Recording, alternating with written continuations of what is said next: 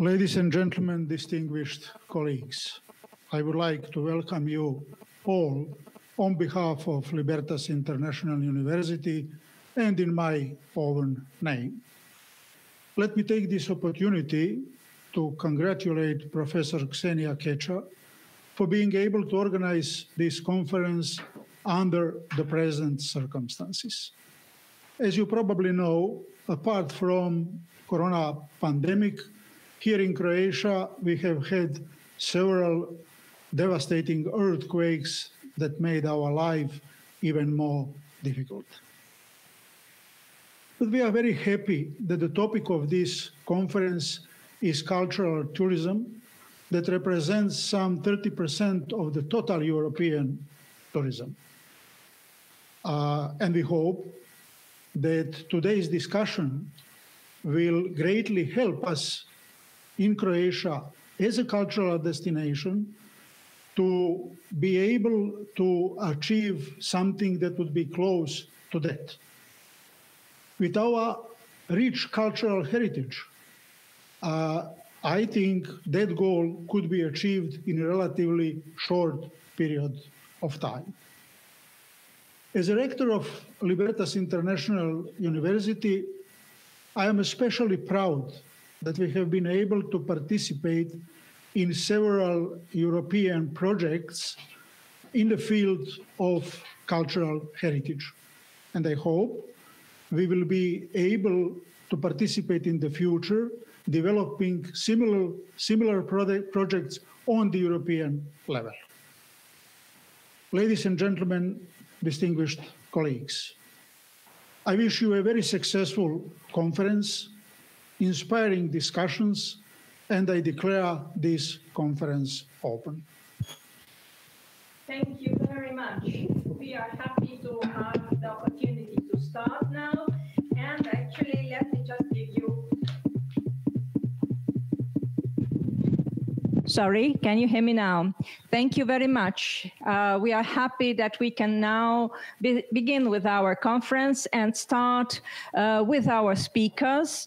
At the very beginning, I would just like to apologize on behalf of two of our speakers, and it is the Deputy Minister of the Ministry of Tourism and Sports of Croatia, Ms. Snježana Brzica, who unfortunately had an obligation which she couldn't avoid, but she will join us later on, and I will give you a sign that she is with us. The second speaker, who unfortunately will not be here with us today, is Vlatko Čakširan, the director of the Town Museum of Sisak, who, because of the unfortunate circumstances connected to COVID, will unfortunately not be able here to join us, but instead of him, we shall have another speaker. Do we have our presentation on? Yes? So with us here now is, of course, Professor Ksenia Kecha, the head of international relations and actually the person who we can all thank for this ArhKonTur initiative, who is also in charge of coordination and project leading. Also, let me not forget one another person who was very much engaged in the project, and it is our colleague Alma Domazet-Flego, who was the project who was in charge of project management.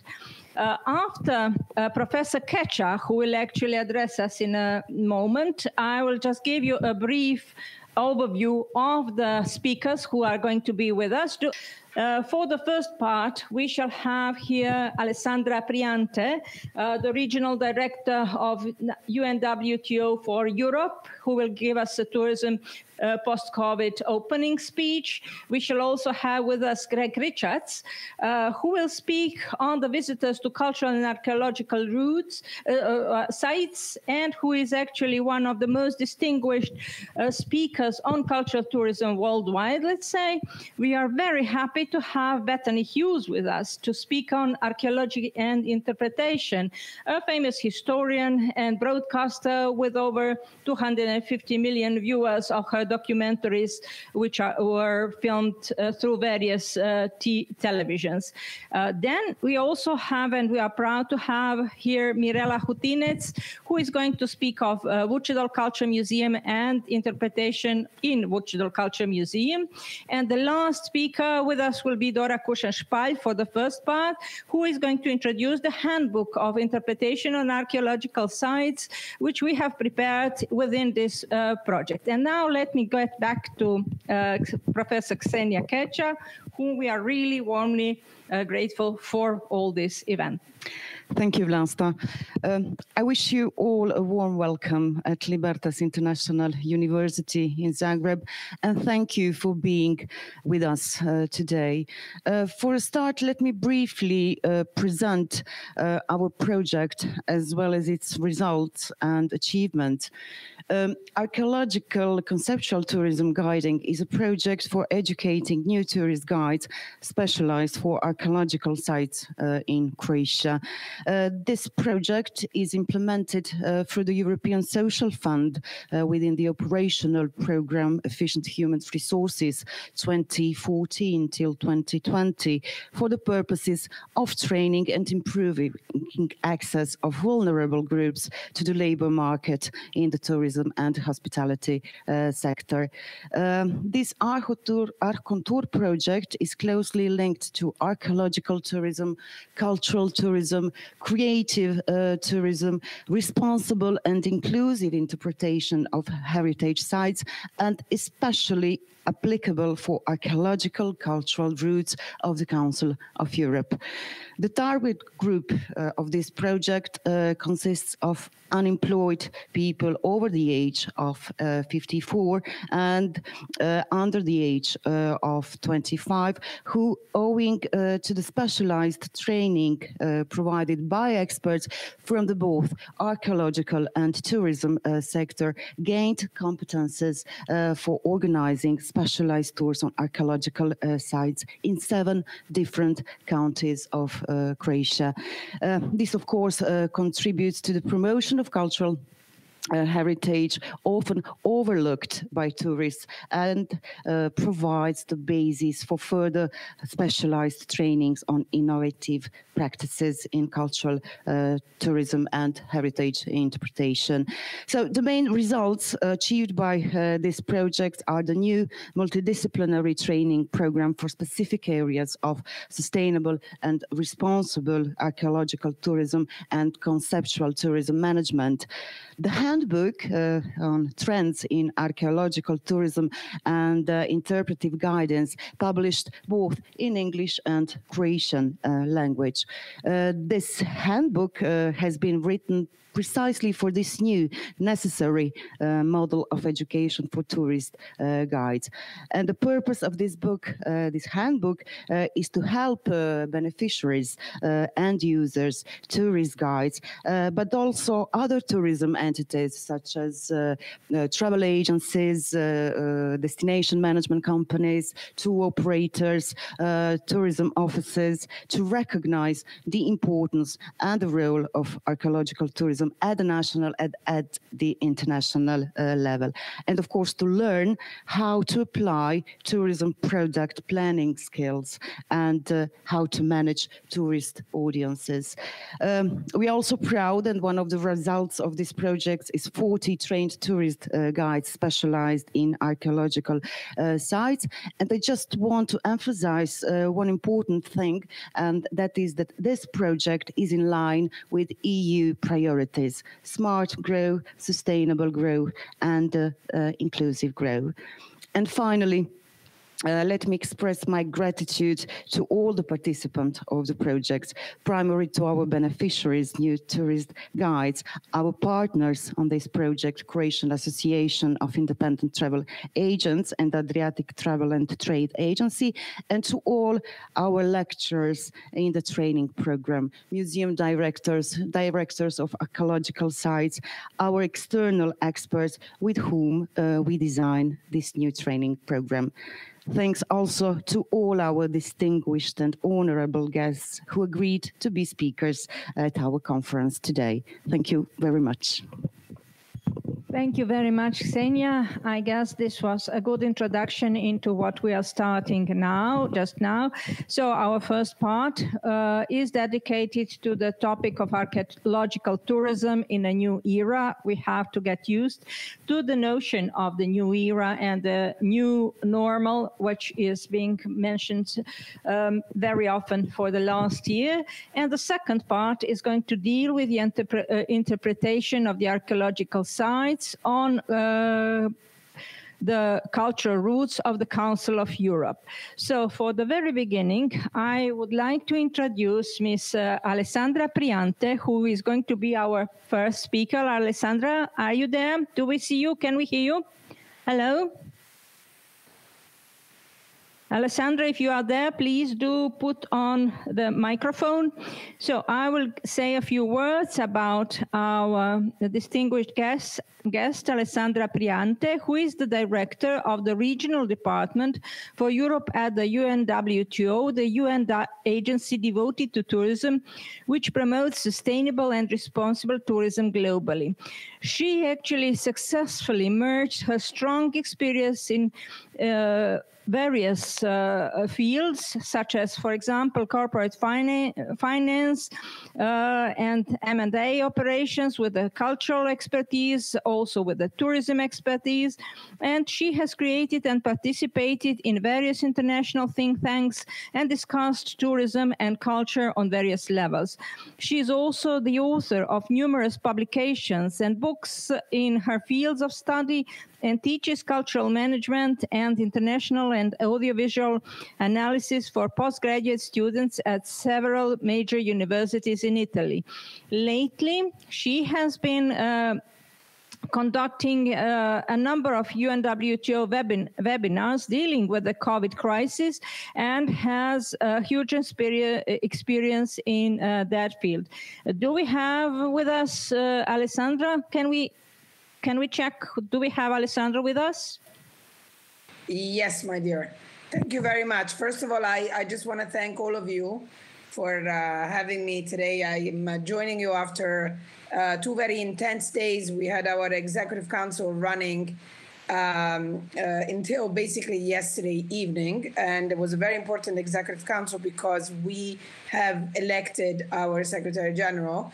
And actually, we have re-elected our President Secretary General. So he was continuing his mandate. He received an overwhelming support, mainly by the European countries. And he's a European representative, is Zurab Pavlikashvili from Georgia. So we're very happy. First of all, it's good to know that we will have some stability in the organization. So we're really very, very, very happy. So I'm saying I'm really happy that, and I really want to thank Vlas especially for this invitation. It's a great pleasure to join you. You're such leaders in the discussions on tourism, and we are really looking forward to reinforce our cooperation. So if you allow me, I will now start sharing my presentation. So you've asked me to give you an overview on what was happening, after COVID, what happened during COVID, and what's going to happen now after COVID. So the way that we've immediately started to overview the phenomenon, and as we all know, in the beginning, we all thought it was something which was going to be located in Asia as it was before. And then when everything exploded in Europe, that's when we started realizing 2 things. Number one, that probably none of us had no idea of what a pandemic was. And number 2, that none of us was really prepared, neither at a citizen level, at a personal level, nor at a governmental level. Because somehow we've always thought that things are going to happen somewhere else. But then when this became a pandemic, was declared a pandemic by WHO, and I just wanted to give you a little timeline to make you understand that, we're still in the middle of it. We thought we were going to get out of it. We all saw the vaccines like something that was going to give us a big breath. But in reality, we're seeing that the information that we're getting is that the spread of the virus is continuing. Also, it's winter, so it's obviously easier to make people sick. So overall, we are now experiencing a situation whereby we are preparing since day one, but now we're actually a little bit anxious on really get the ball rolling. So as you can see, we went from a situation where 100% of worldwide destinations had introduced travel restrictions, therefore travel was really, really very limited, to a partial reopening, especially during the summer. This partial reopening somehow stayed in place, but for some countries was brought back again. So we've done overviews at a monthly basis because we did realize that all the decisions had to be data-driven decisions, not decisions that would allow us to, go by tentative steps. So overall, our global barometer made us understand that the drop was over 70%. And if you actually allow me to say, I think that with the situation the way it's proceeding, we might even get further details and further data which are going to shape this towards the negative end. So the worst forecasts actually became reality. What do we have at stake? And this is something we've been saying from the beginning. Because from the beginning, our mission as soft legislators, as a UN agency, is to analyze the problem, to support our member states and the world and the communities, and to try to give not only instruments to understand, but also instruments to try to see what can be done at a later stage. So in other words, analyze the crisis and prepare to overcome the crisis to the restart, which is what we've been doing from the 1st of July very, very effectively. What is at risk here? We're talking about numbers that for us were important to lay down to make people understand the power and the impact of tourism. So we have, of course, we're talking about a loss in global GDP. We're talking about millions of direct tourism jobs, international tourism receipts calculated in US dollars, and obviously all the rest, which is implicated by resources that are generated through tourism. Because when a destination is wealthy, from a tourism perspective, one can also afford the implementation of policies for the preservation of the environment. At the moment, the only thing that is preserving the environment is that there's no tourists. But no tourists is not the solution. So furthermore, this is what I was referring to before. This was our analysis from the beginning, was well, you see the let's say the colored curves in dots were the forecasts, the scenarios that we were evaluating depending on when the borders were reopening. The borders didn't really reopen because they did open, they did not reopen. Schengen is there, but it's not there. So it's there's the quarantines in place. So it's really very complicated at the moment. And we're looking at a minus 83% calculated, estimated end of year from all the data that we've seen. So we wanted to give an idea of what happened throughout the years, the recent years, obviously. In 2003, SARS caused a minus 0.5% in international tourism arrivals. In 2009, a minus 4%. Now, it's a minus 72 with a projection to minus 83. So as UN organization, what did we do? We immediately convened a global crisis committee. We got together all the sister agencies. We got together all the people involved, all the private sector, everybody else. So the point here was, let's analyze the problem. What are the instruments that we could give our member states and beyond? So we developed global guidelines, priorities, and we created a series of papers of recommendations on supporting jobs, on realizing a certain amount of reflection and recommendations for the member states to implement. And something very special happened. On the 25th of August, our Secretary General, Antonio Guterres, has done for the first time a policy brief on tourism.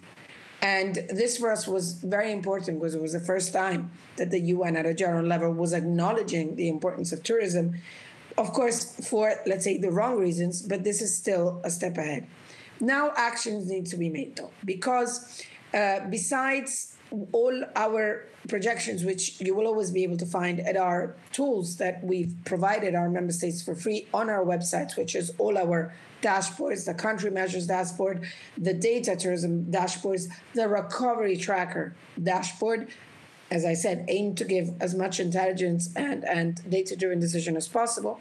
We were actually now in a situation where politically we're working strongly as well with the European Commission, because we really want to push forward a level of coordination for the restart of tourism, which goes through 4 main pillars for us. The coordinations on the vaccine certificates, which needs to be interoperable, so they need to be digital. So we need a standardized and digitized protocol for the tests, for the certificates, all the information that need to be put forward so that we are able to travel in an easier way without, of course, discriminating on who's vaccinated, who's not vaccinated.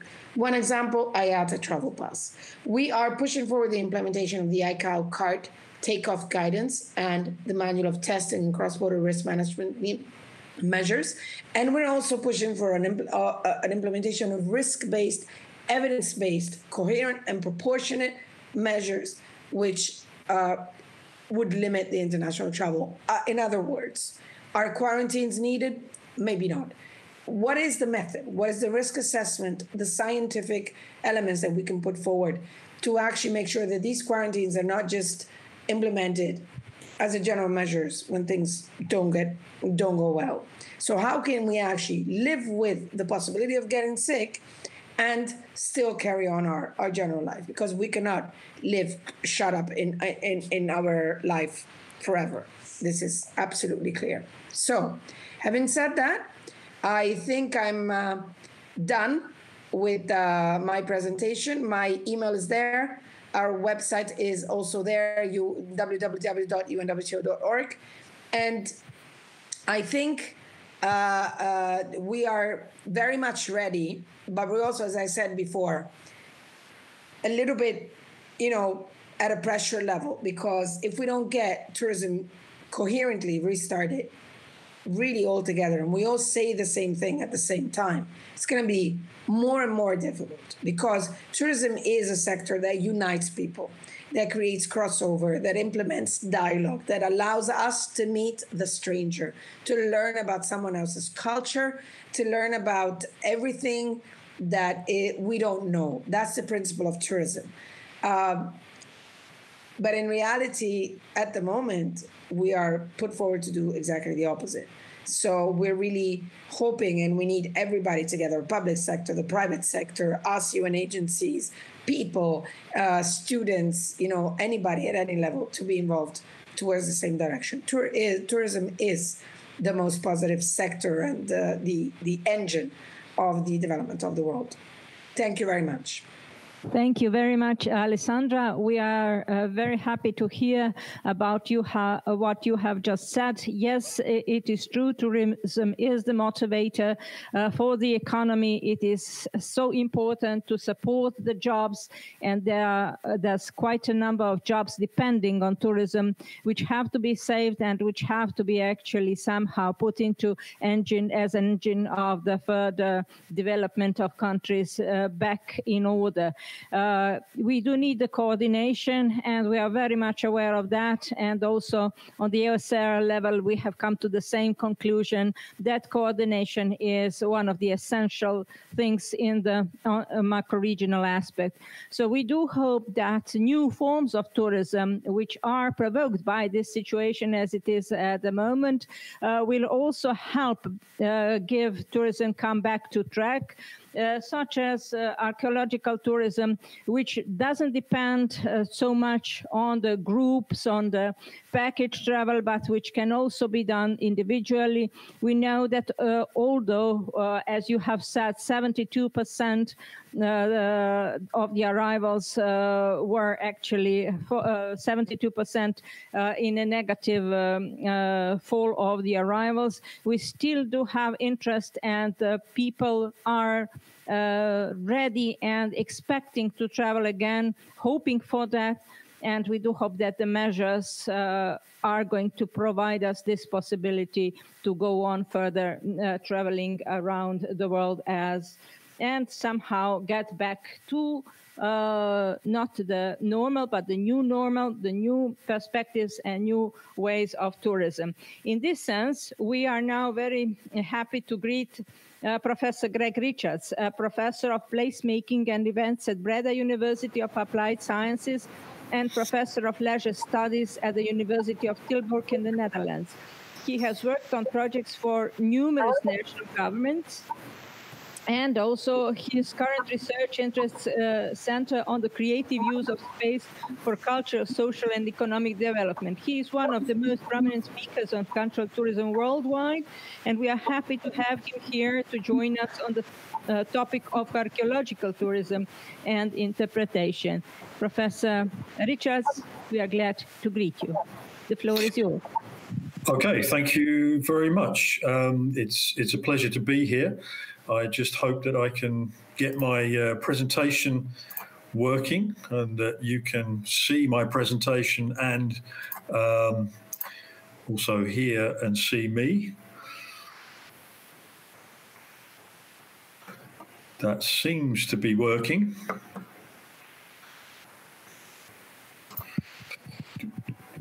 So I will start the presentation. Yes, thank you. Okay, thanks very much. So I've been asked to say something briefly about visitors to cultural and archaeological sites, to talk about the development of cultural tourism and what this might mean for archaeological tourism. This is based on a lot of work that we've done over the last 30 years or so, looking at the development and growth of cultural tourism, not only in Europe, but also in other areas of the world as well. So there is a lot of information available on the cultural tourism market.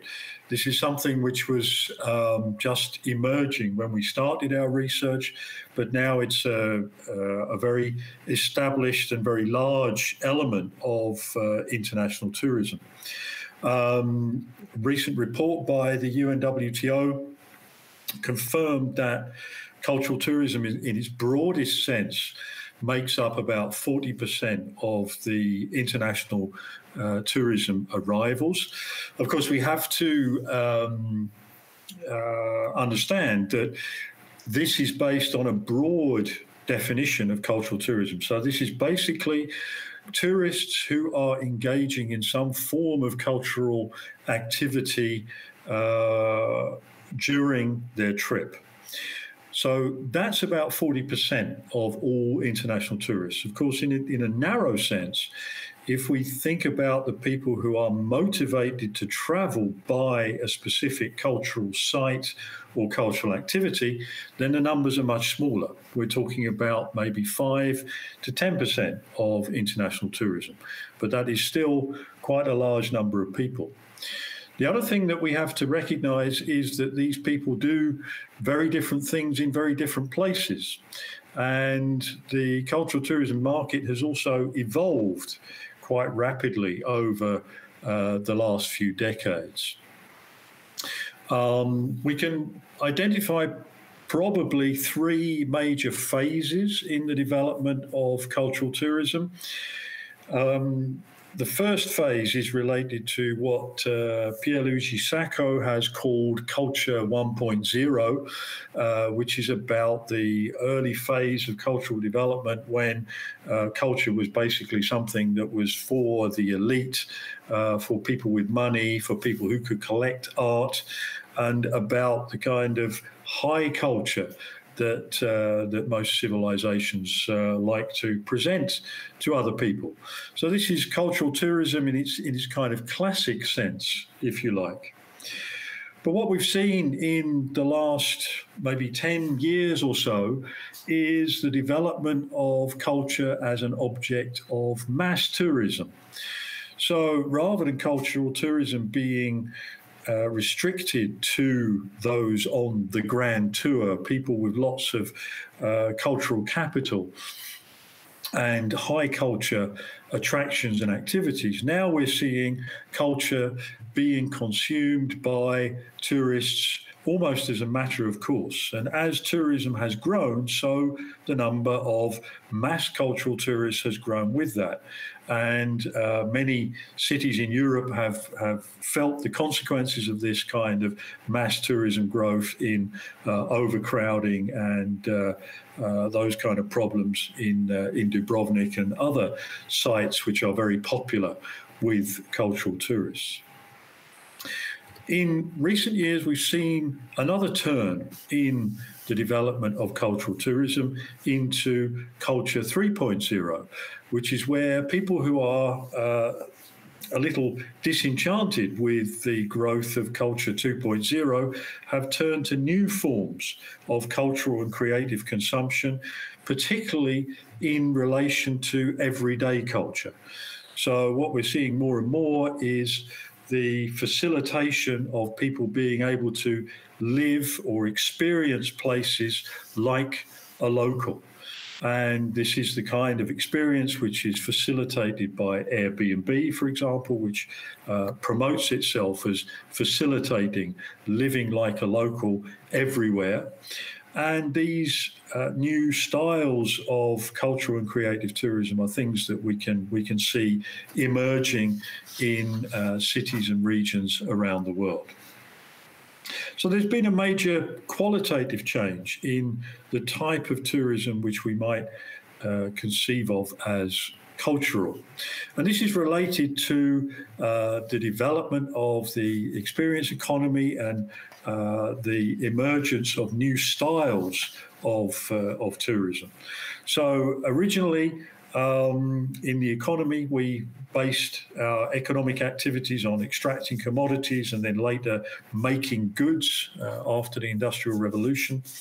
And the rise of mass tourism was really about the rise of service industries. And this was based on providing standardized services to tourists and other consumers. And this is really what facilitated the rise of mass tourism and eventually mass cultural tourism. Cultural tourism, of course, is more geared towards the consumption of experiences. So this is a central part of the experience economy. And what we're arguably seeing now is another change where people are not only concerned to consume things in the form of experiences, but also to consume experiences which change them as people. And this is the emergence of creative tourism, where people are looking to undertake creative activities which involve them in the creative life of the destination. So creative tourism provides a very different scenario in terms of the things that tourists are doing and consuming and seeing.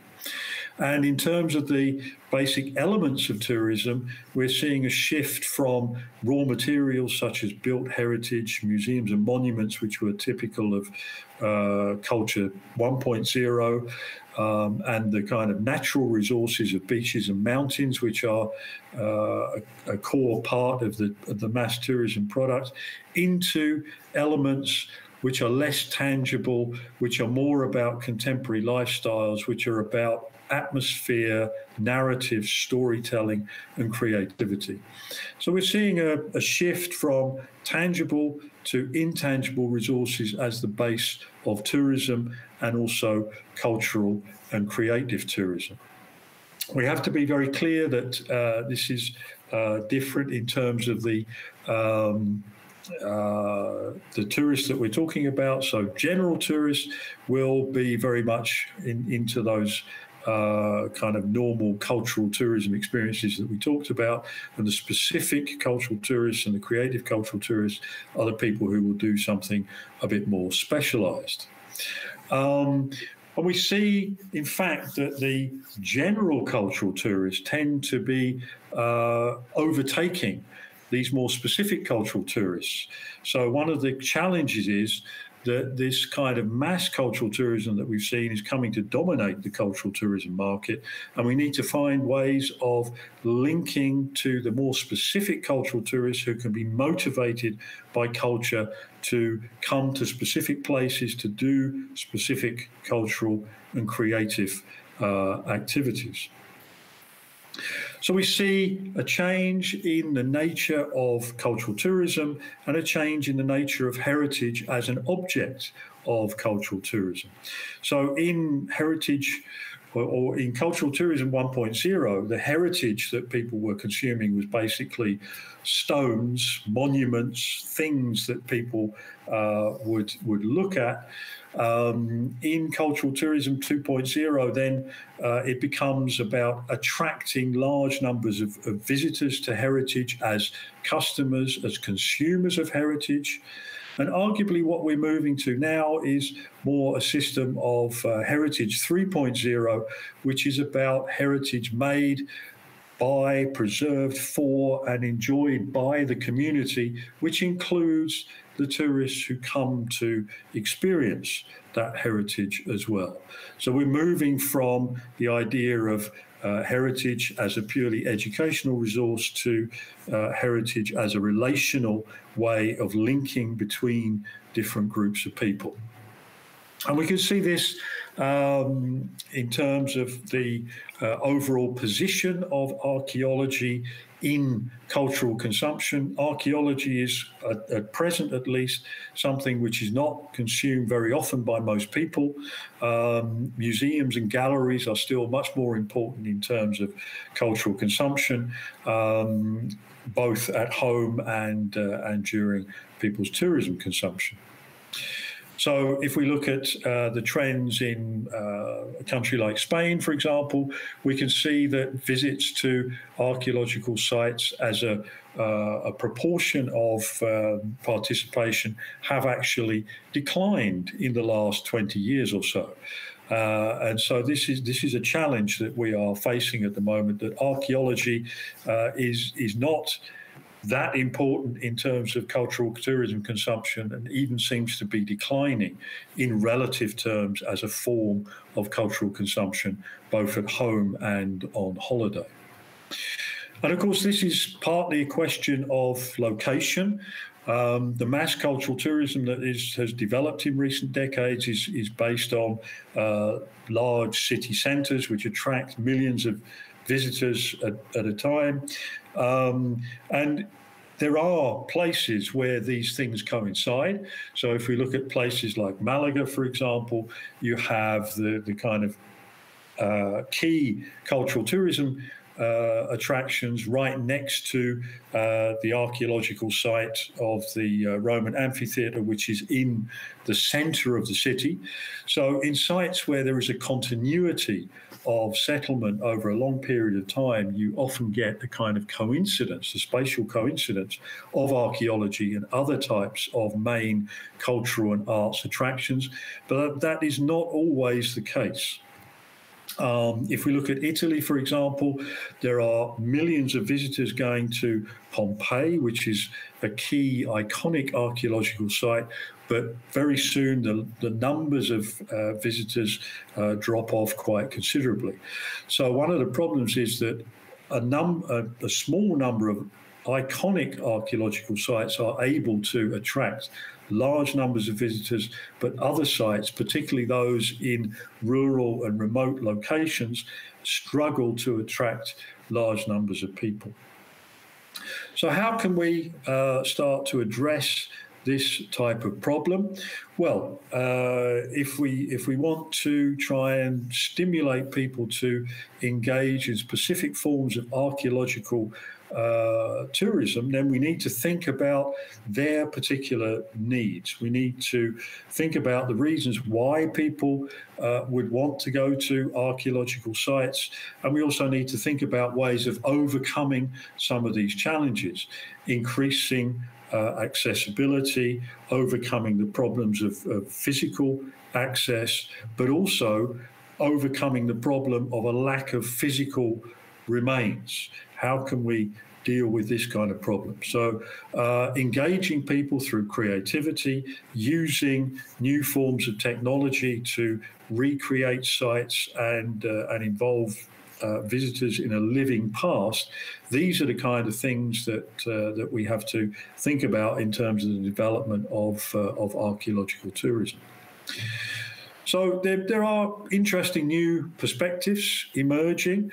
This is a model of creative tourism in archaeology, and it is very much a co-creation perspective on archaeological tourism. And the key shift here is moving from seeing the tourist as a passive consumer who is provided by experiences by a supplier or provider into a system of co-creation where the provider and the tourist work together to create experiences. So the idea is that it's not just the provider giving the input to the tourist, it's also the tourist bringing with them their prior knowledge and creativity, which they use to enhance the basic experience which is supplied to them. So archaeological tourism can also be seen as a form of creative tourism, which is based on the active involvement of tourists in the cultural and heritage resources that they are going to see. Of course, we can enhance this creativity through new technologies, and things like virtual reality and augmented reality are increasingly being used in archaeological settings. It tends to be more augmented reality rather than virtual reality, because virtual reality requires all-encompassing headsets, which makes it a bit difficult to supply the hardware.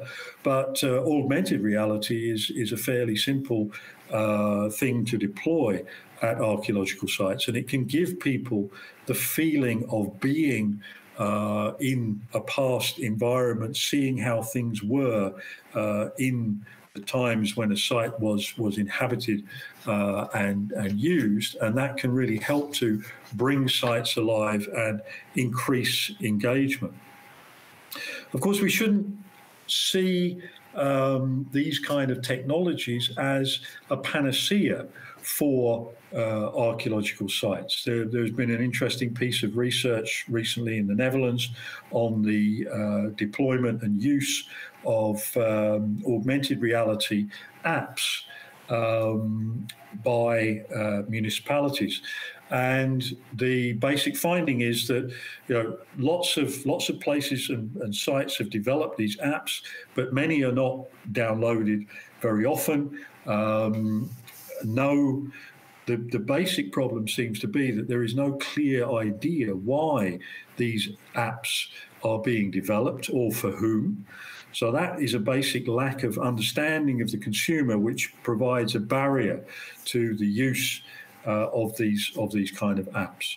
So in many cases, the municipalities and the archaeological sites are making apps because everybody else has an app, but this is not generating a large number of users or downloads. So we need to be very clear about what it is we're doing and who we are doing it for. And so there are a number of critical success factors that need to be thought about in terms of developing these kind of creative tourism experiences. Most importantly, it's about understanding the cultural tourist. It's about understanding the fact that not everybody who comes to a cultural site or an archaeological site is deeply interested in the archaeology or the culture. So you need to address those people much more in an entertainment and engaging way than you might think of in terms of classic learning or education experiences for the more involved cultural tourists. So not all cultural tourists are the same, and they don't all want the same kind of experience. And it's very important to develop relationships with the people that you are trying to attract. And you can develop relationships on the basis of the objects, the materials that you have in an archaeological site. Very often people are fascinated by the things that are dug up during archaeological excavations. They're interested in things from the past. But these are interesting primarily as things that you are able to tell stories about. So storytelling becomes a very important relational device which links archaeology and the past to people in the present. And more we are understanding that stories relate very powerfully to places. So people are interested in stories because of what they tell us about the places that they visit. And for tourists, of course, it's very important to link the places that they visit to the culture that they come from. Very often we are concerned about telling tourists about how wonderful the culture that they are visiting is, but we forget to make the link to their own culture. So in developing these stories, we need to create the links between the culture that tourists are visiting and the home culture of the tourist. And this is where storytelling and also the creation of cultural routes, for example, can become very, very interesting. So I think that's all that I have time to say today. But as I said, there's a lot more information that is available from our research, and you can find a lot more publications on these websites, for example. So I will leave it at that and hope that we can get back to the main meeting. Thank you very much. Allow me a question or two, since we have some 2 or 3 minutes more for that before the next presentation. Well, it is interesting to say that, as you have mentioned, Italy was one of the major countries visited for the archaeological sites. So it mainly had about 50 million visitors per year. Croatia, opposite to that, had only 5 million visitors to all archaeological sites and all the museums. So what do you think? Do you see actually that such new spaces, which are rather undiscovered and which are, let's say, less visited spaces, silent spaces, open and healthy spaces, which are actually offering an intangible value of some new experience, which could be also be transformative, are the future of archaeological tourism, the new archaeological tourism, which has certain values for the new mixed behaviors of the visitors which are not only looking for culture or archaeology, but for the experience of past, for the intangible value of the past, for the transformative value of the past. So do you think that this perhaps could be the future of the changed way of perceiving cultural tourism and specifically archaeological tourism? Yeah, I think it can be one of the future avenues of development. Of course, one of the problems is that when we talk about the development of creative and alternative forms of tourism in these kind of locations, we're talking about relatively low numbers of visitors. So it can be a useful way of bringing people into new locations, developing new forms of tourism in peripheral areas, for example, but it won't immediately solve the basic issue of over-tourism in many of the very popular cultural tourism sites. That requires a much bigger effort in terms of the redistribution of tourism. But I think that's also a potential opportunity from the pandemic, that people will not be perhaps quite as eager as they were in the past to visit some of these very crowded cultural highlights. So they may well be looking more for some of the more isolated and some of the smaller scale sites. So I think it is an opportunity to develop some of these new opportunities. Because, as you have mentioned, co-creation of the tourism package now gets a new value and a new opportunity in the circumstances which have really changed. Now, let us get back to our course and to our new presenters. Professor Richards, thank you very much for giving us an insight into the cultural tourism and new generations and opportunities for cultural tourism. And now we are getting back to Bethany Hughes, who is also our very welcome guest, as I have already said, an award-winning historian and broadcaster with the specialty in ancient and medieval history, who has written a number of books and also presented a number of TV and radio documentaries, and who is, as I have heard, also planning the new series of documentaries in which perhaps, and we do hope, Croatia will be involved as well, because there is a lot unknown heritage which could be used in this sense. So, as she is a recipient of numerous awards for her work in promoting history, among which is the prestigious European Helena Vaz de Silva Prize for promoting public awareness of cultural heritage, being the first woman to ever receive this award. She is also an honorary founding patron of Classics for All, a national campaign to get classical languages and the study of classical civilizations back into state schools. We are eager to hear her presentation. Bethany, the floor is yours. Thank you so much for that welcome, and how lovely to see everybody. I just got to say a huge shout out and thank you to the organising committee of this conference, because we know how incredibly hard it's been, not just through COVID, but through the desperate earthquake damage. So thank you so much for delivering with such grace and professionalism. It's very lovely to see everybody. Just actually to pick up on my introduction, I will do a general call out now. Exactly as you say, we are currently making a global television series called The Wonders and Treasures of the World, and we are delighted to try to help heritage organisations and tourist organisations around the world with that. Let's make Croatia the next stop, but if anybody would like to contact me after the presentation, please do. Also, just to say, obviously it's so sad that we can't be in a room together.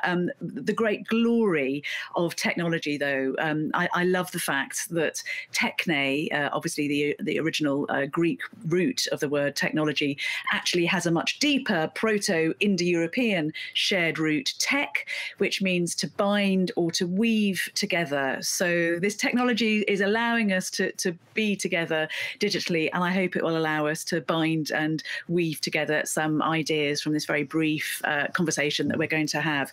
I'm just going to talk to you rather than show slides. As has been said, I'm a historian, and I work a lot in the sharing with as broad a global audience as possible, ideas about heritage and culture and history.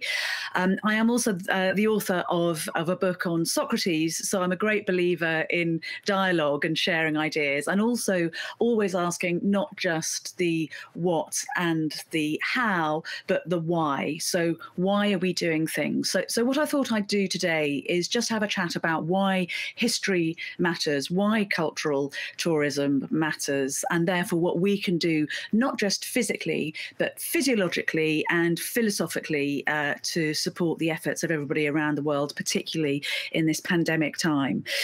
Just a kind of very brief personal introduction. As has been said, I'm an academic historian, and I also make a number of broadcasts, television, radio, podcasts about history and heritage. And I should just share that this was a great fight initially to do this work. And I'm only sharing this in the spirit of resilience that we're all having to really embrace this year.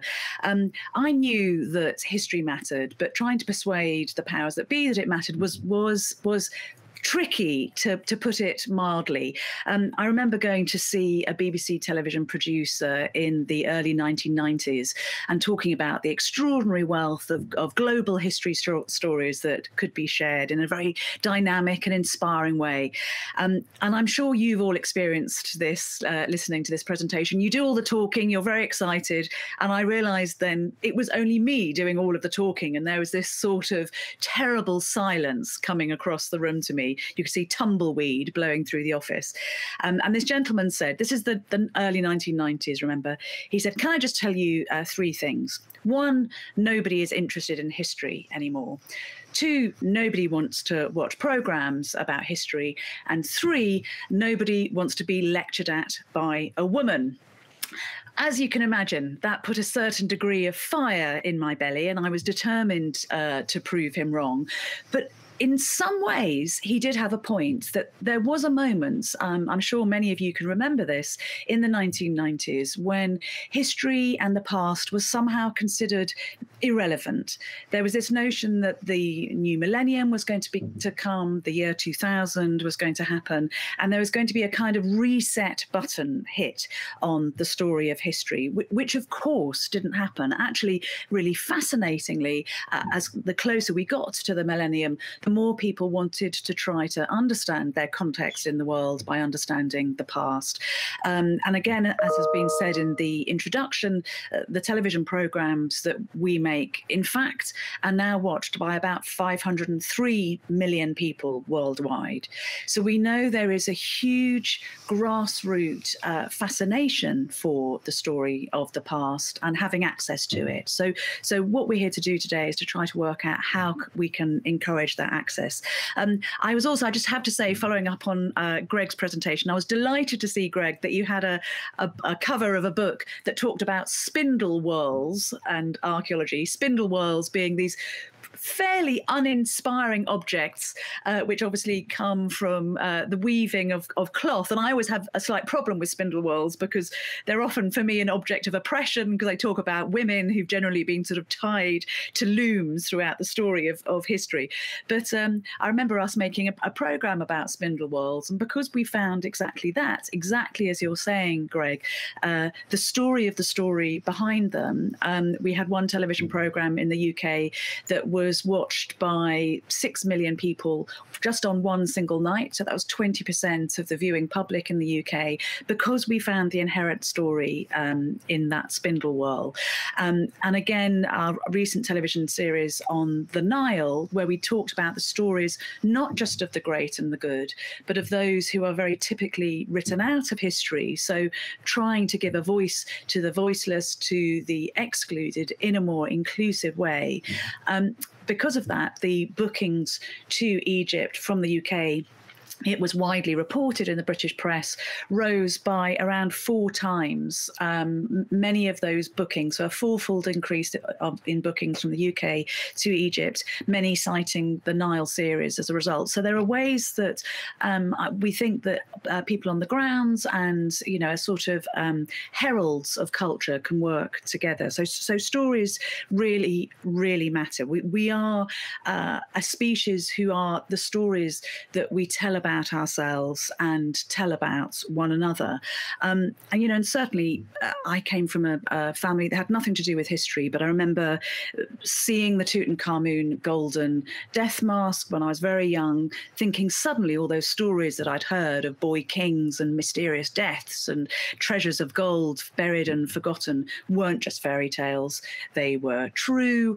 I remember being taken to the Roman remains of Fishbourne Palace and touching the stone, and also suddenly realizing those stories of Roman armies that I'd heard were real and actual. And again, being shown an incredible image of the so-called Minoan snake goddess from Crete. I'm sure you all know her, this wonderful creature, 3,500 years old, who stands proudly with her arms akimbo in the terms of the priestesses, with snakes around her, beautifully bare-breasted, flashing, coal-rimmed eyes. And I remember somebody saying to me, we don't know who she is. We don't know whether she's a goddess or a priestess or an ordinary woman. But this figurine had been broken as if she was radioactive waste and buried. So again, I was teased. I was drawn into the notion that this was a story I had to try to understand. So as has been said, the power of storytelling we should never underestimate. And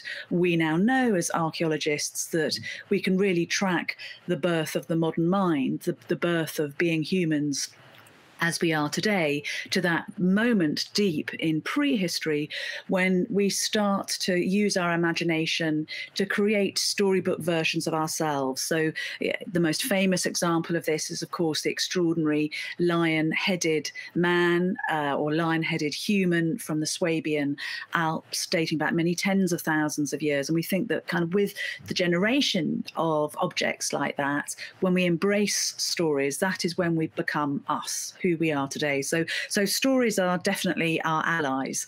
The very good news for archaeologists and historians and those who work in the heritage and cultural industry is that science is also now on our side too. Most of us have had this hunch that understanding the collective experience of a shared past, of taking lessons from the story of history across not just centuries but thousands of years was a worthwhile thing to do, that we didn't need to reinvent the wheel every single generation. But science now tells us that this is absolutely the case as well, and that physiologically we are creatures of memory. So if you think about memory, memory doesn't sit in our brain in a kind of drawer that we have access to. We carry memory right across our brain because it is there in essential ways in synaptic experience within the brain. So if we have a new idea, what neuroscientists now think, it is only because we've accessed a memory or an experience of some kind. So we are creatures of memory absolutely at a molecular level. So if we deny our past, if we deny history, it's not just that we're disrespecting what has gone before. It's not just that we're etiolating, that we're thinning out the possibilities of our present. It's that we're cauterizing our potential as a species. We're cauterizing the potential of where we can take our lives in the future. So memory absolutely matters. And of course, heritage and archaeology and historical sites and locations are the physical incarnation of shared experience and of collective memory. And that is why we know that people are drawn to them. And again, fascinating to hear Greg talk about the tail off to the visits of some archaeological sites, but that people are wanting to use history to change themselves. They're wanting a much more active involvement in history. And this is just one suggestion that I have that we're finding incredibly productive, is that whereas there used to be a rather arm's length relationship between popularizing history and heritage and the academic community, actually we realize now there's an incredibly productive and positive relationship that can happen between those two, because we have a shared language, we have a shared lingua franca, and it's shared in the sense that, for instance, a lot of the technologies that we use, so 3D modeling, computer generated imagery, augmented reality, drones, even space satellite imagery can be used by the academic world to understand history, and is very exciting when it's used by members of the public or is offered to them when they're visiting sites. And again, as has been said, that isn't just as simple as creating an augmented reality version of a site. People don't want that. They want the story behind it. They want the human emotion. They want the context. So there's a really productive conversation to be had between the kind of keepers, the curators of culture, if you like, and the work that's happening in the academic field. Because as I said, our history really is our shared experience. And again, the first presentation was beautifully put when we were talking about the need for tourism as a form of making new friends, of allowing the strange and strangers across our borders and our threshold, of being cosmopolitan and involving in a very important philosophical sense. And that is something, as a historian, that I see. It's an obvious thing to say in some ways, but civilization only happens through collaboration. It's only when we travel to other places, both either physically in our body or in our minds, when we welcome new experiences, new input, new ideas across our thresholds, that civilization and society itself can happen. And there's a very beautiful word idea in ancient Greek, which has of course come through to modern Greek and is used in many European languages, of xenia, which is this notion of guest-host friendship, that it's absolutely vital that people should take it as a point of principle that they welcome guests and strangers across their threshold. And this again has an even deeper root. Linguistically, it's related to the Proto-Indo-European phrase gosti, G-H-O-S-T-I, which in the Anglo-Germanic languages gives us the word guest and host, and guest and host were originally one and the same thing. And that started again many thousands of years ago, when we think that people, particularly on the steppes, would look out over the horizon. These were very isolated communities. And when they saw others on the horizon, rather than automatically picking up their weapons and their spears and assuming that they came as enemies, they took the risk of thinking that these might be coming not in war, not to steal and to rape and to take things, but to bring new ideas, new goods, new blood. And so you would take the risk to welcome those across your threshold. So this is a very beautiful philosophical idea, and an idea which is right absolutely at the basis of civilization itself. So I suppose really, as I say, my kind of message is, philosophically and as a historian, these are activities that absolutely matter at the most fundamental level of individual and societal health. It's essential, particularly now after this terrible year of isolation and containment, that we together, so across disciplines, from the academic community through to the heritage and tourism community and to government representatives and to nations, we work together to make it easier for people to physically visit spaces, but also possibly to visit them in their mind through other forms, through the best kinds of apps, through podcasts, so that they're not just learning about them, they're learning to care about these places. So they have an emotional investment in them before people leave their front door, which will make them want to travel more and want to spend more time in those locations. So, what a kind of stimulating conference to be a part of.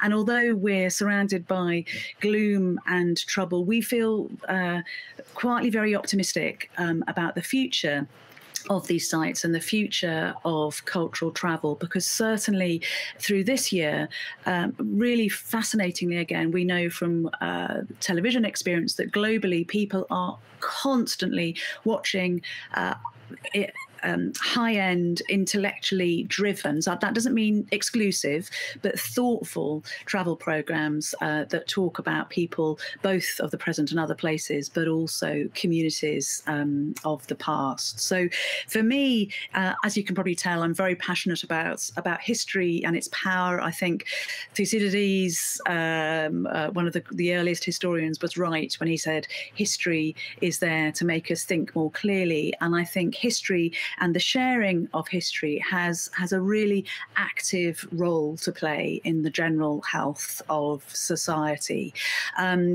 Just a final thought, that we are who we are because we share stories and we share ideas.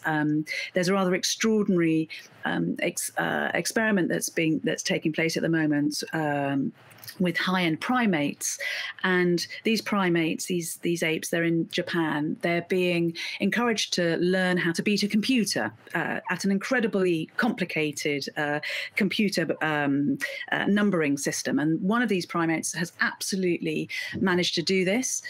The humans in the room don't know what she's doing, but the difference between her and the humans around her is at the end of each day, she does this extraordinary thing.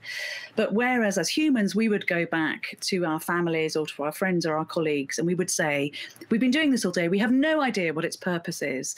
It seems to have no point, but just out of interest, this is how you make this system work.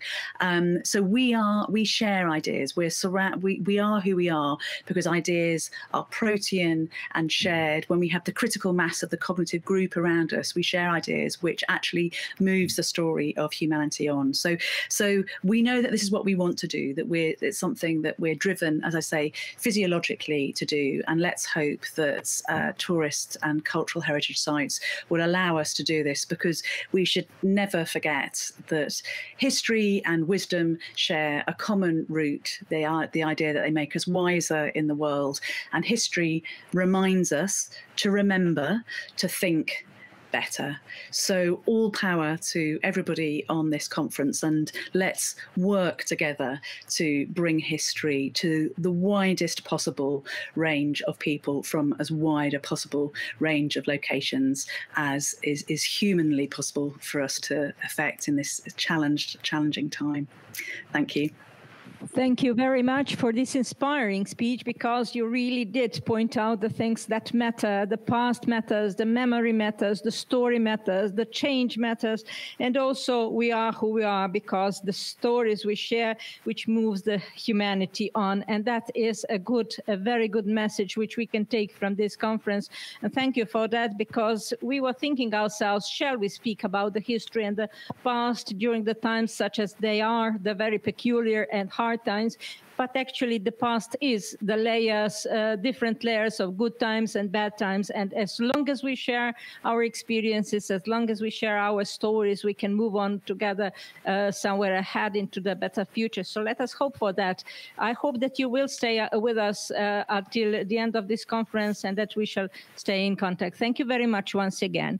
And now one of the experiences which we have, excellent experiences which we have here in Croatia. Here we have with us Mirela Hutinec, a director of the UNWTO Culture Museum, the PhD student and also a Master of Arts in Archaeology, who participated and co-leads the excavations at UNWTO since 2001, and is one of the most significant Neolithic sites of Southern Europe.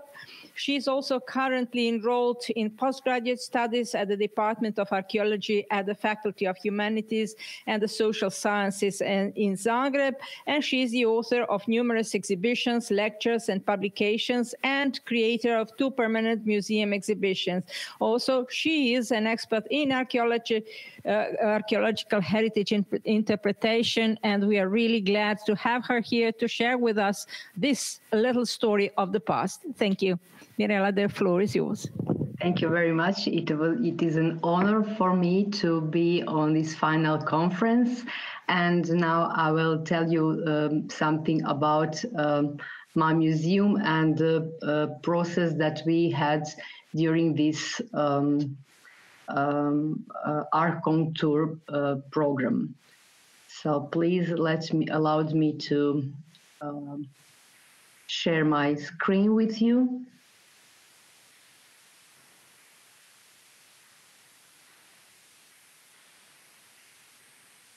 Okay, so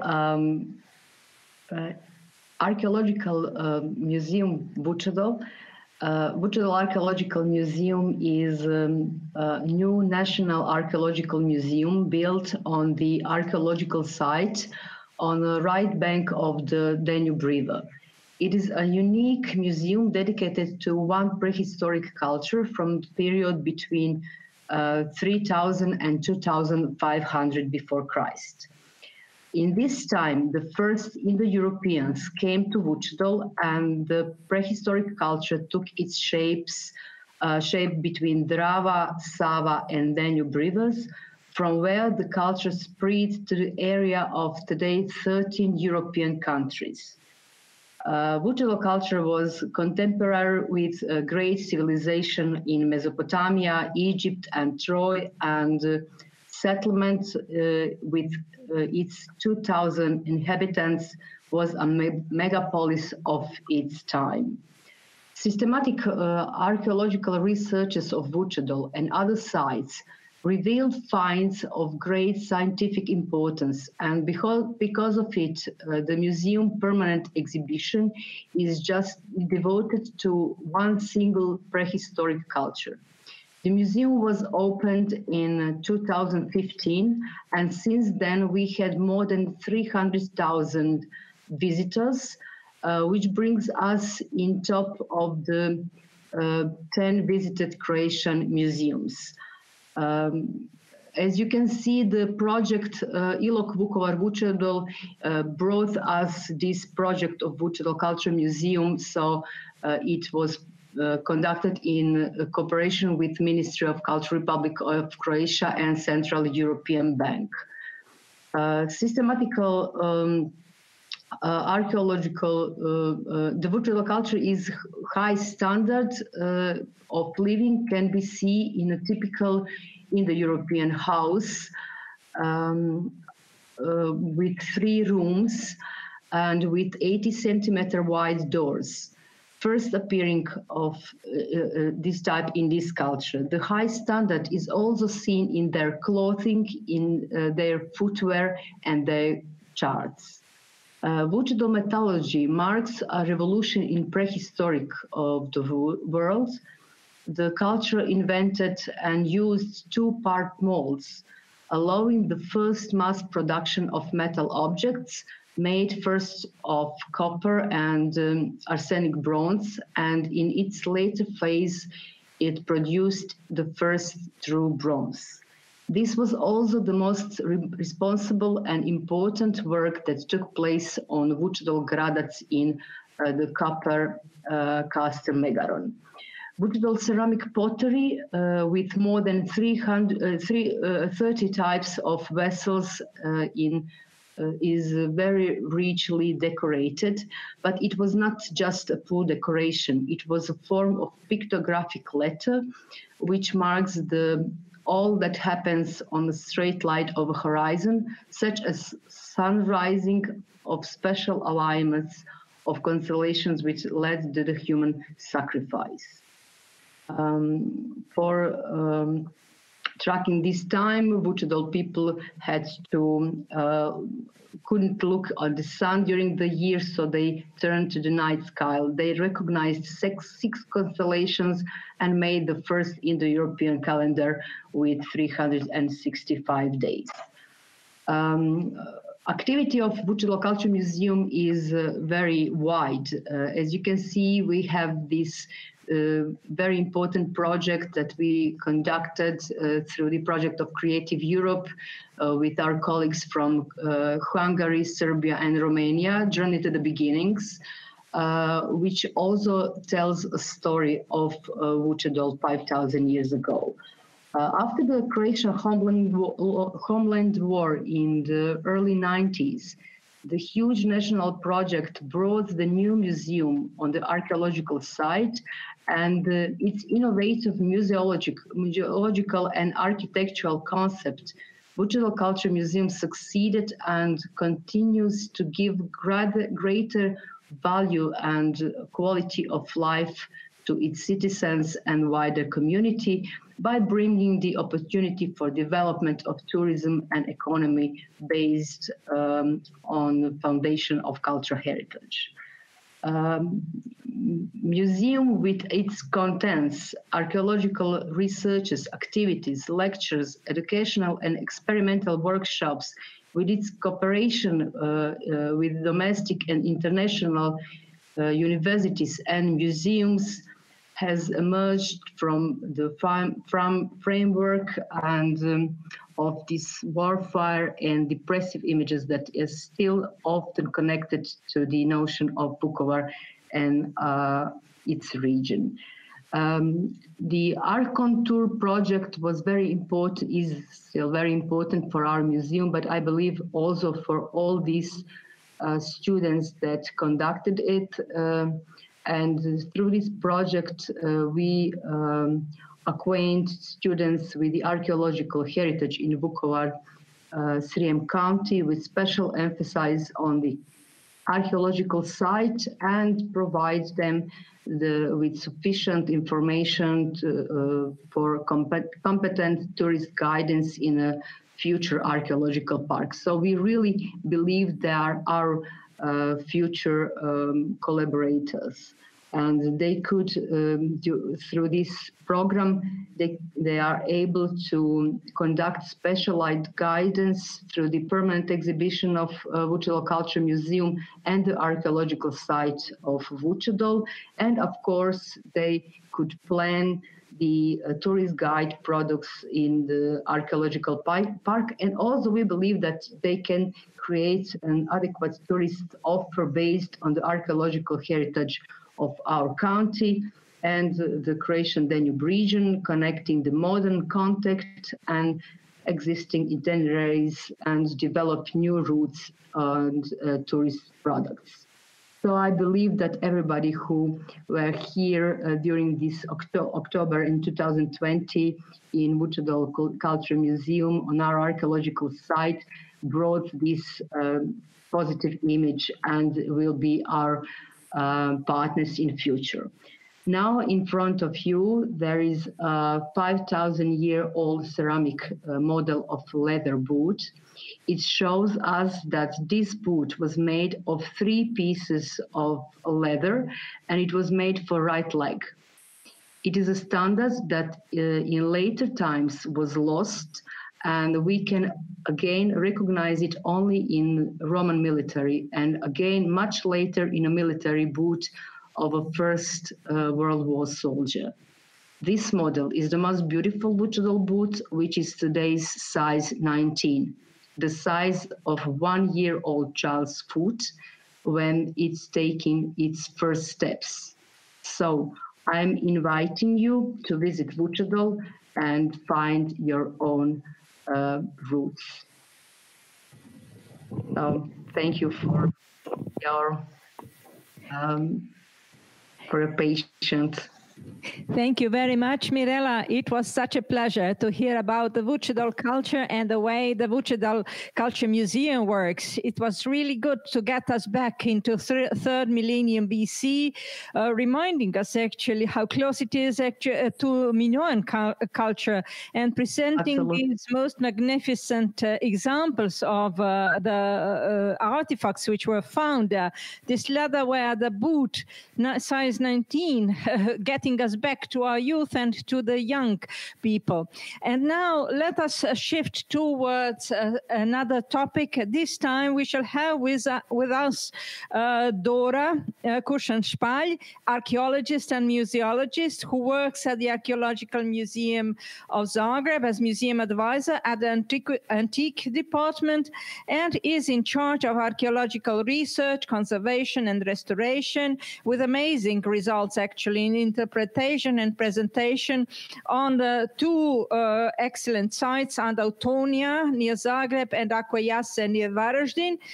Also, she is an author of many archaeological exhibitions and publications, and she will speak here and will introduce the publication which we have together prepared for this project, the Handbook on Archaeological Tourism Interpretation, which for the first time actually combines together not only the tools for interpretation, but also the sites which are interpreted by these tools, making it closer to the general public and to the tourism public.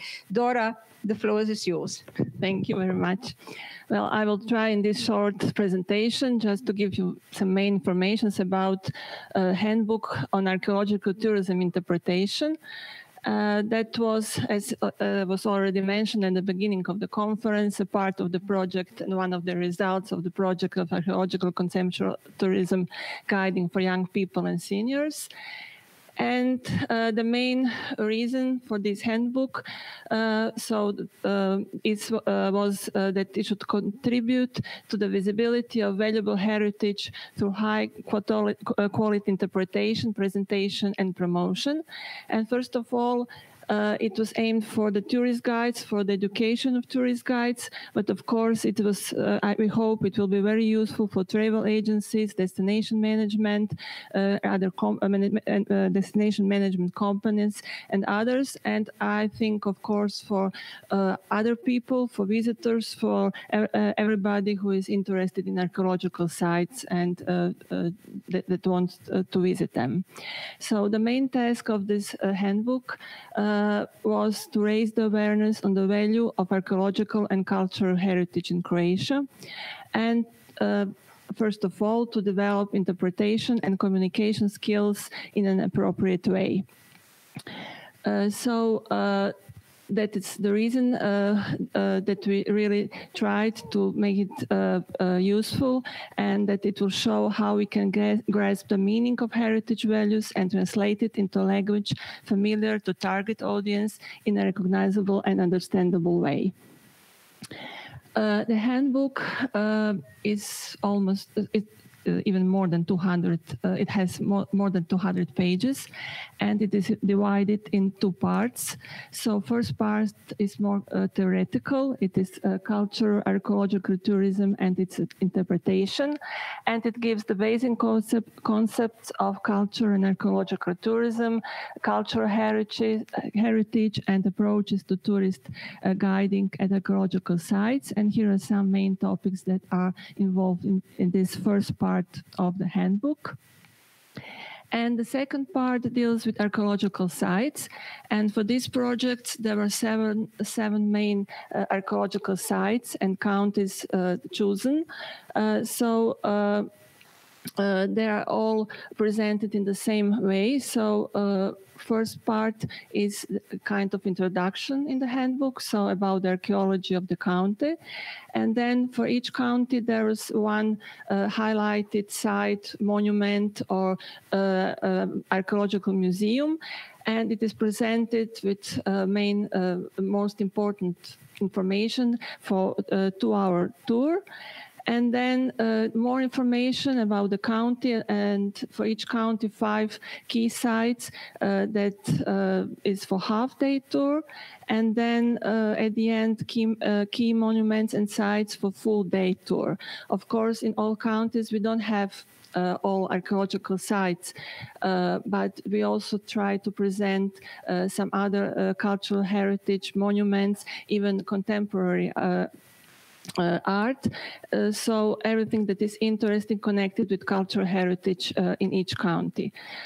Then the handbook has some other information like curiosities of archaeological sites, so with some interesting facts, notable people related to the site, and of course an overview of useful information related to the organization and preparation of tourist guides, so where you can find information, contacts, web sites, and of course some other information, references, then 3D reconstruction, photos and maps, everything that can be useful.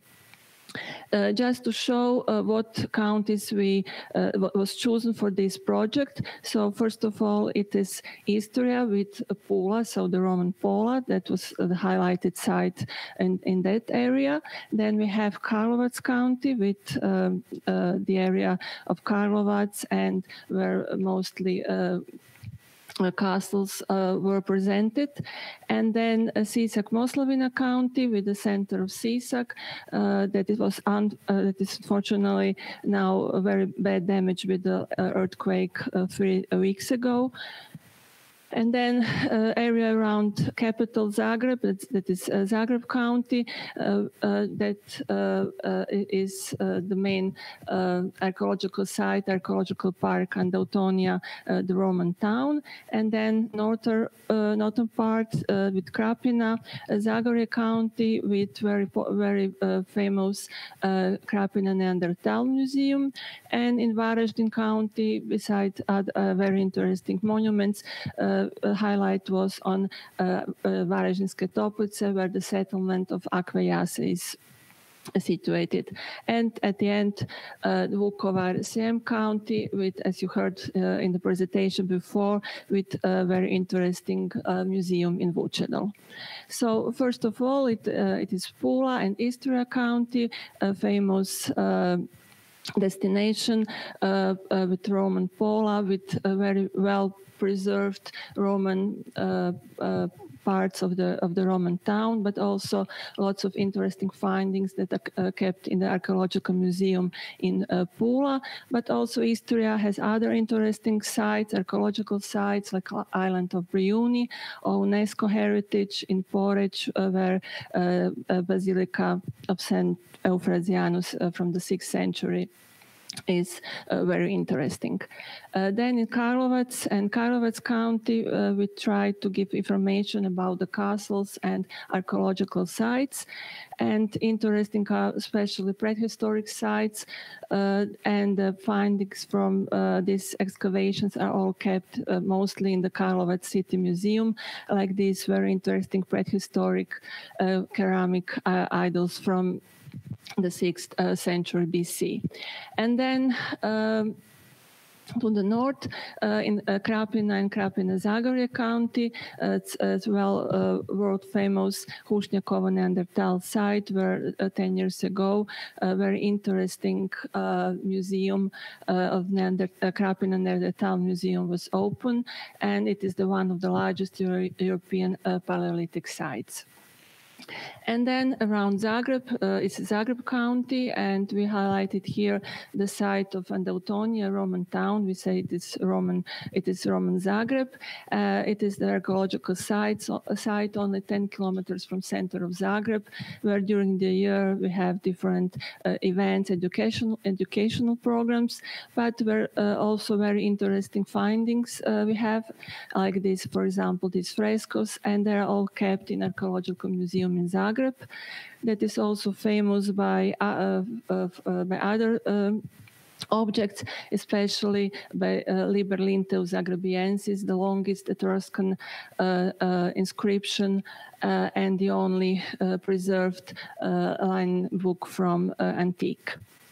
And then to the north, it is Varaždin County and the Roman settlement Akvajase in Varaždinske Toplice, very specific archaeological site where the holy spring with thermal water is preserved, and the Romans built around it the sanctuary and the baths, and lots of inscriptions, sculptures, all connected with the deities, connected with healing and with the thermal water is preserved, and where sanctuary and baths were built from the 1st to the 4th century that were famous in the Roman Empire. And then we are coming to Sisak and Sisak-Moslavina County. That is one area in Croatia, very rich with archaeological sites from prehistoric to medieval period. Lots of these objects are kept in Sisak Museum. And the Sisak is built on Roman Siscia, one of the most important towns in Roman period, and some of the parts are also presented in the modern town. And but also there are other interesting sites like Bekinjova Kosa, where we have findings from prehistory to medieval age, especially interesting other 8th and 9th century findings.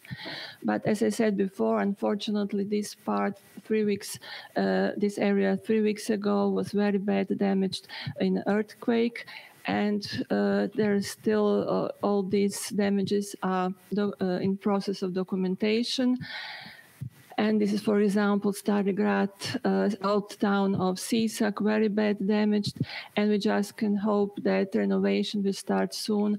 And as this part of Croatia that was for many years also financial not enough supported, and that in this renovation, the situation will be better, and that we can soon also have tourist tours in this area. And then at the end, it is in the east of Croatia, Vučedol and Vukovar, Srem County that you heard in the former presentation. But this is area that also has other very interesting prehistoric Roman medieval sites. And for example, town of Vinkovci, where we have more than 8,000 years continuity of inhabitation, and where under today's town is a Roman town, Cibale, and very often we have interesting new finds from there, like this hoard with silver vessels found few years ago that contains more than almost 50 different items. And so at the end, just we hope that with this handbook, it will help and for specialized guiding services, and it will design cultural and archaeological tourism that will help national and foreign tour operators and agencies who are interested in creating new programs and packages related to archaeological destination. And that it will be the base for some future new models for education of tourist guides. And it will, of course, we hope, contribute to the importance of archaeological heritage and to improve and make some new innovative ideas and production and products and services connected with archaeological sites. So we just hope that this is not the end, that this is the result of this project, but it will be useful for some future projects and, of course, for some programs, tourist programs on these archaeological sites. Thank you very much, Dora. I must say this was really a great effort, and we are really happy that we have succeeded in it, because it included not only us as authors, Dora, Kushan, me, and Ksenia, but also 6 other directors of archaeological museums and colleagues from the philosophical faculty who have sent us actually their texts to make the story, not the story, as Dora has said, only of artifacts, but the story of people who were living here, the goddesses, the emperors, the ordinary women, the houses, the roads, the cities, the faiths and the beliefs, and the story actually of us who have grown from this heritage and who are actually fighting to survive and to further our existence in this area. So it was meant for all those who are unemployed and who are vulnerable groups to gather and to actually point out their future existence in a better way. Now we shall make a little break, a coffee break, a virtual coffee break, and we shall continue with the conference as it was planned at 3:50. So you have about 10 minutes to have some coffee, and after that we shall see each other again. Thank you very much. Hello, everyone. We are continuing our conference. Do we hear each other? Yes? And we shall start with our first speaker, Mr. Stefano Dominioni. After that, we have Senka Daniel from Croatian Ministry of Tourism and Sport speaking about EOSER, and then the best practice examples of 3 excellent archaeological cultural routes. It is the rock art route, the Iron Age route, and the Phoenicians route. So, since we are running a little bit late, let us please start with the first presentation. We are very glad to have here with us today Stefano Dominioni, who is actually our excellent collaborator within the EOSER project of Facility Point, and with whom we work, let's say, constantly in a best interest of Croatian cultural roots. So we really welcome him warmly to join us here today. And we appreciate his coming and speaking about the cultural roots, especially the archaeological cultural roots and the interpretation for the archaeological cultural roots which are running around Europe. As I have already said, Mr. Dominioni is Executive Secretary of the Council of Europe in Large Partial Agreement on Cultural Roots, and director of the European Institute of Cultural Roots at Luxembourg, and he is also responsible for the implementation of joint programs with the European Commission and cooperation with other international organizations such as UNESCO, UNWTO, OECD, OEI. So thank you very much for this short introduction which we have made about Mr. Dominioni, and I'm handing the floor to our guest speaker, Mr. Dominioni. All right, so I did reconnect, so thank you. I see you, Ms. Klaritz, and Ms. Zeka, and all my colleagues from the Cultural Roots Program. Mr. Ramon Montes, good afternoon. Antonio Barone, good afternoon to all of you. It's a pleasure to see you active and full of energy. So happy New Year to all of you. Best greetings from Luxembourg, and I'm pleased to be here. This being said, I'm very much happy that the Cultural Roots archaeological heritage is present with my colleagues from prehistoric rock art and the Phoenician roots. They will be speaking to you about the essence, about the what archaeology and European heritage of all to do with the cultural roots. What I would like to mention is a few elements on the Cultural Roots program of the Council of Europe to give you a little bit of the taste of what we do. Some of you know us very well, and some of you know us a little bit less. So I will share my screen now. Very briefly, we will go through some of the slides to give you the architecture of the program.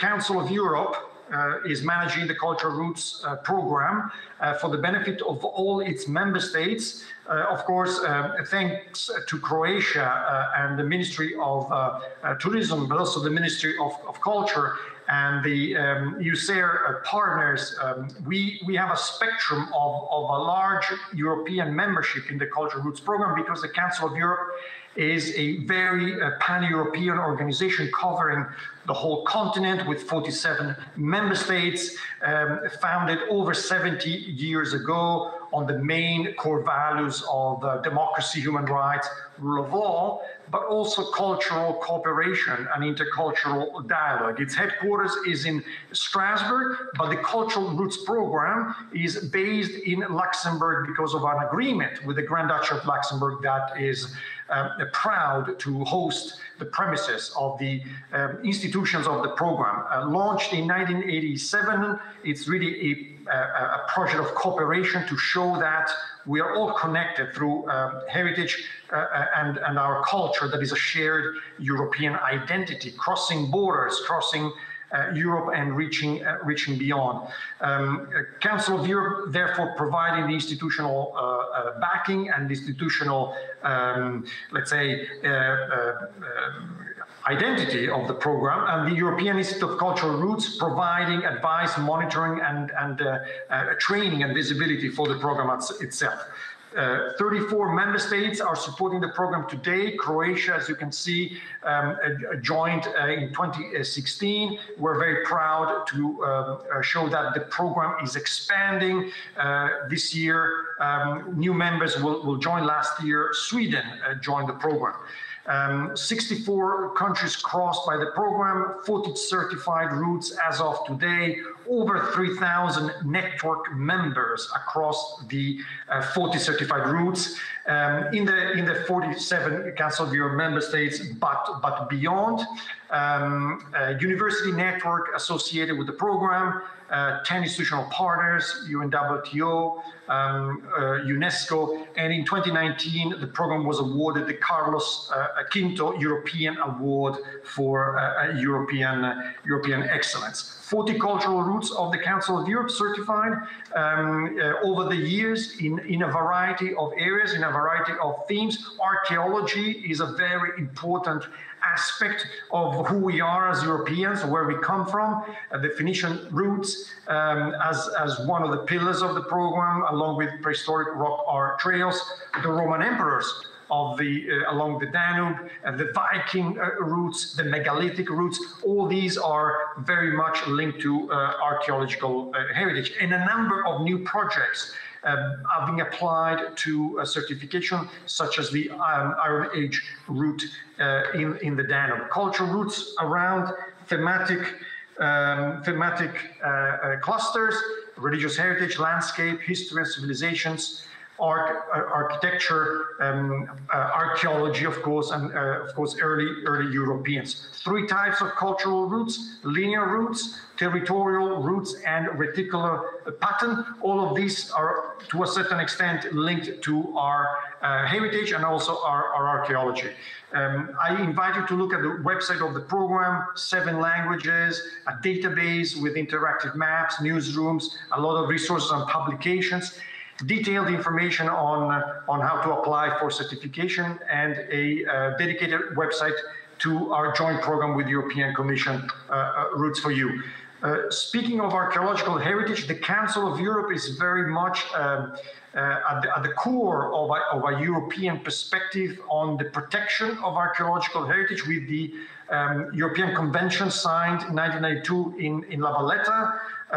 Archaeological heritage as essential to the knowledge of the history of mankind and the history of us as Europeans, the need to protect it, to promote it, and also to create a legal space of legal measures to protect the physical and the legal protection of our heritage.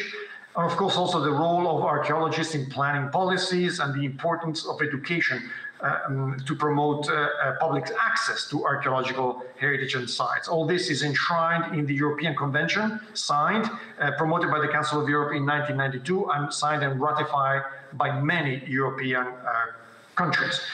Cultural roots and archaeology, clearly it's important as reconstructions of historical paths and sites in an accurate way. It has been underlined the creation of a narrative among different sites and different elements of the route. And the idea of a cultural roots around archaeology is to really provide access for a wider public to both archaeological heritage, but also scientific research and results. And the cultural roots based on archaeological heritage is really about valorizing, but also preserving, conserving our heritage for the generations to come. Mr. Ramon Montes will describe in detail the prehistoric rock art trails. We're very proud as a program of the Council of Europe Cultural Roots to have this heritage among the certified cultural roots. Since 2010, really a very wide network of archaeological sites. Mr. Montes will go into more details later.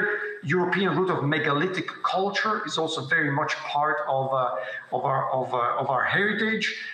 It's about monuments. It's about burial sites. The way we lived during the megalithic eras. Roman emperors, more recent archaeological heritage, but the Danube and also very much the Adriatic is a very important archaeological site for this kind of heritage. Fundamental to understanding our important period of our past history. Phoenician roots, Mr. Barone will highlight the importance of the Phoenician civilization and their archaeological heritage left in the Mediterranean with such an important cultural identity that has shaped us as European, creating a community of trade and of identity. And the Via Francigena, to a certain extent, also a pilgrimage from Canterbury to Rome, contributing to the cultural unity of Europe. Viking roots, very important as a cultural route of the Council of Europe. A lot of archaeological sites there, bridging culture, creating links through the sea, Europe-wide, presenting very much traditions for trade, but also for culture and settlements. There are many events that highlight the best practices in archaeological sites. Just to mention a few, Mr. Montes will explain what it is, a European Rock Art Day, and the Phoenician roots have a lot of best practices in the field. They have created innovative programs. Mr. Boner will highlight that. European roots of megalithic culture, lots of activities also to teach younger generations how to move huge megalithic stones, reconstructions of Stone Age houses, and learning about Stone Age civilizations through practical activities. So our cultural roots are not only about promoting and preserving, but also communicating archaeological heritage and transmitting it to the young generation. So this is small introductions about the cultural roots of the Council of Europe program that continues to grow, continues to attract a lot of visibility. We are today in a situation in which many activities have been moved to a digital format in 2020, gradually resuming activities in practice on the ground in 2021.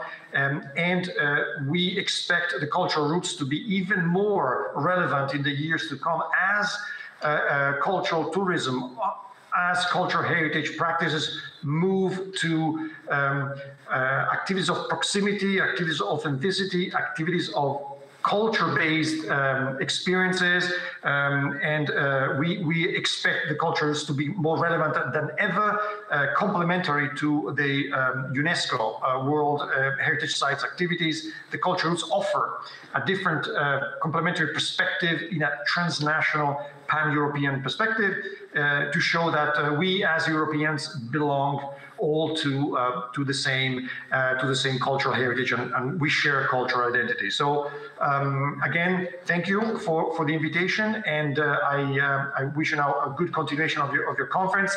And we give now the ownership to the cultural roots representatives that are the heart and the essence of the program of the Council of Europe. So thank you again. The floor is back to you.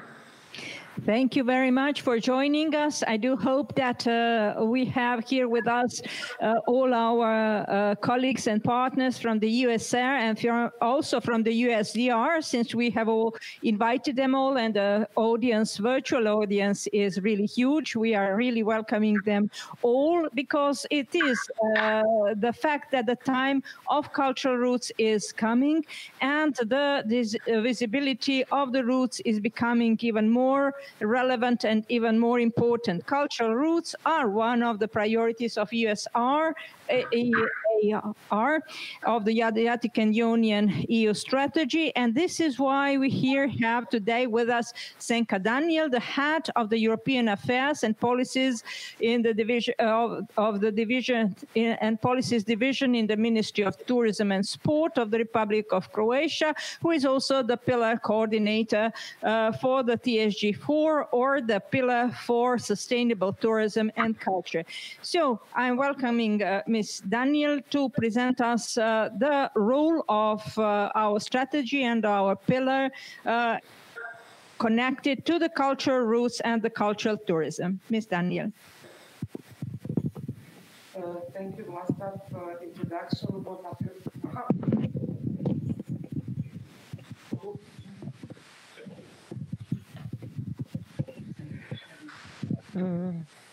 Thank you, Vlasta. Good afternoon to everyone.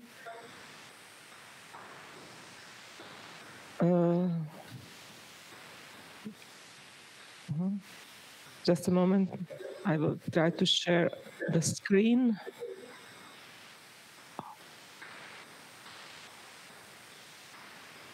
Okay. So, well, today I will present you the strategy of European Union for the Adriatic-Ionian region, which can serve also as one of the model for cooperation in cultural tourism between its member states and wider. Strategy was adopted by the European Commission, endorsed by European Council in 2014, and it currently covers 9 countries: Albania, Bosnia and Herzegovina, Croatia, Greece, Italy, Montenegro, Serbia, Slovenia, and North Macedonia. The general objective of EUSER is to promote economic and social prosperity and growth in the region by improving its attractiveness, competitiveness, and connectivity. The countries are aiming to create synergies and foster coordination among all territories in the Adriatic-Ionian region in the 4 thematic pillars. The pillars are Blue Growth, connecting the region, environmental quality, and sustainable tourism. Each of these pillars is coordinated by responsible ministries from one of EU member states and one of non-EU member states, because one of the aim of this strategy is also contribute to the further integration of Western Balkans. Croatia, or more precisely Ministry of Tourism and Sports, coordinates together with our colleagues from Albania the Pillar 4 related to sustainable tourism. Each pillar has its own thematic steering group consisting of members from all member states as well as its main priorities. The first priority topic of TSG4 is diversification of tourism offer that includes sustainable and responsible tourism management for enhancing of innovation and quality of tourism services, skills in tourism, deseasonalization, and creation of network of sustainable tourism businesses and clusters. The second priority topic includes diversification of tourism offer, fostering Adriatic-Ionian culture heritage, sustainable and thematic tourist routes, and R&D platform on new products and services. In addition to our role of Pillar 4 coordinator, Ministry of Tourism is also a national project partner in the EUSER Facility Point project, which serves as support to implementation of the strategy. So in the framework of project implementation, the manual for participatory tourism connecting community and culture through storytelling was developed, and it contributes to the priority of fostering Adriatic and Ionian culture heritage. Storytelling and participatory tourism provide sustainability and contribute to the interpretation of EUSER intangible heritage, providing interdisciplinary cooperation between the academic and private sectors and networking with the local community, tourism, hospitality, and cultural sectors. Manual contains methodology and examples of good practices in storytelling, as well as specific instruction and recommendations for its users. Within the project activities, we developed also monopillar project ideas that are in line with our TSG4 priorities. 2 project ideas have been already developed, and they are the project Green Mapping, for supporting development and market access of sustainable and responsible tourism and entrepreneurs in the EUSER area, and Culture Air on EUSER Culture Tourism Demand Survey that will improve statistical monitoring of culture tourism for sustainable and responsible management of cultural tourism products. The third one is still in process of development, and it is this area that is related to the integrated sustainable management of tourist destinations, lifelong learning training programs, and development of master's program in EUSER. Diversification of products can be achieved by increasing number of routes. For example, archaeological, historical, wine, and other thematic routes, and supporting development of cycling, walking, hiking, and sailing routes.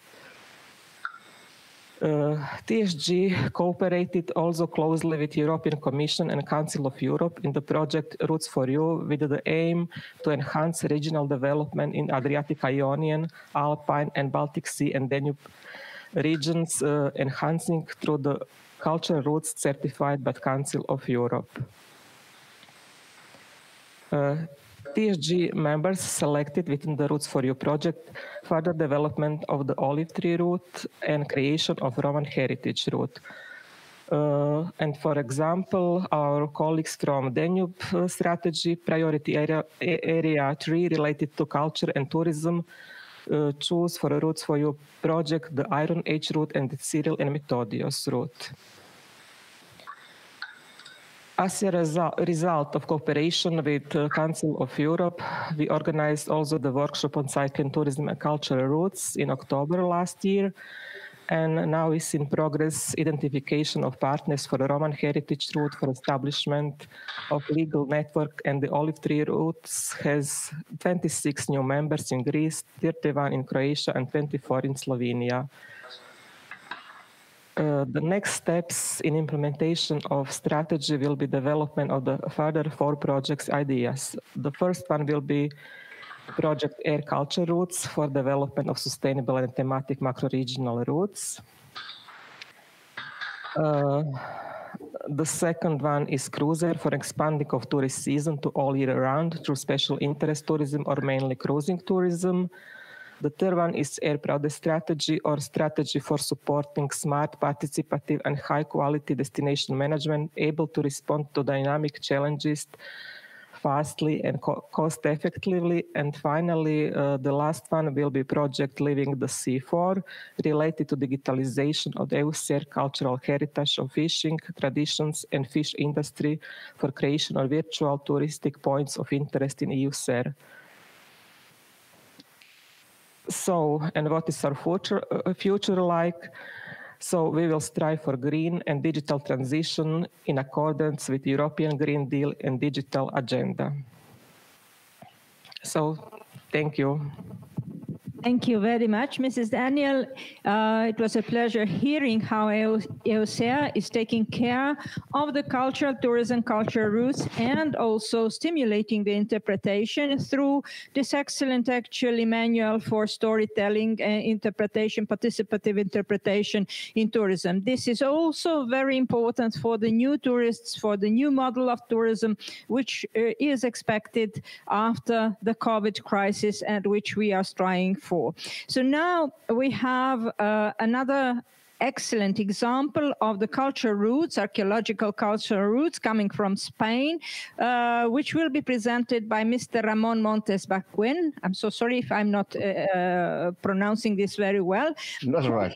The technical coordinator of the cultural route of the Council of Europe, prehistoric rock art trails, and who is also doctor on archaeology and prehistory by University of Cantabria, researcher on Paleolithic material culture and Paleolithic rock art, scientific collaborator of the Museum and Research Center of Altamira, and also who has written a number of books and more than 200 papers in different scientific journals, and cultural manager specialized in archaeological tourism. He has directed a large number of projects to open the public archaeological rock art sites, as well as museums and interpretation centers focused in archaeology, prehistory, and rock art. Mr. Ramon, we are expecting to hear from your experience through this presentation ahead of us. Thank you very much. Please, the floor is yours. Thank you very much, Enia. Greetings from Cantabria, the land of Altamira Cave. It's a pleasure to me to introduce you our network, a network based on European rock art, the first art of the human king. I want to share with you my presentation. Wait a moment. As Stefano Dominioni told about, there are 40 cultural routes in this amazing program of the Council of Europe, and there are several cultural routes focused on archaeological remains, the archaeological heritage of Europe. Well, I have to say that in this program there are two main kinds of cultural routes. The physical routes, the cultural routes that are visit the European heritage across physical roads, and on the other hand, we have the network of sites or network of destinations.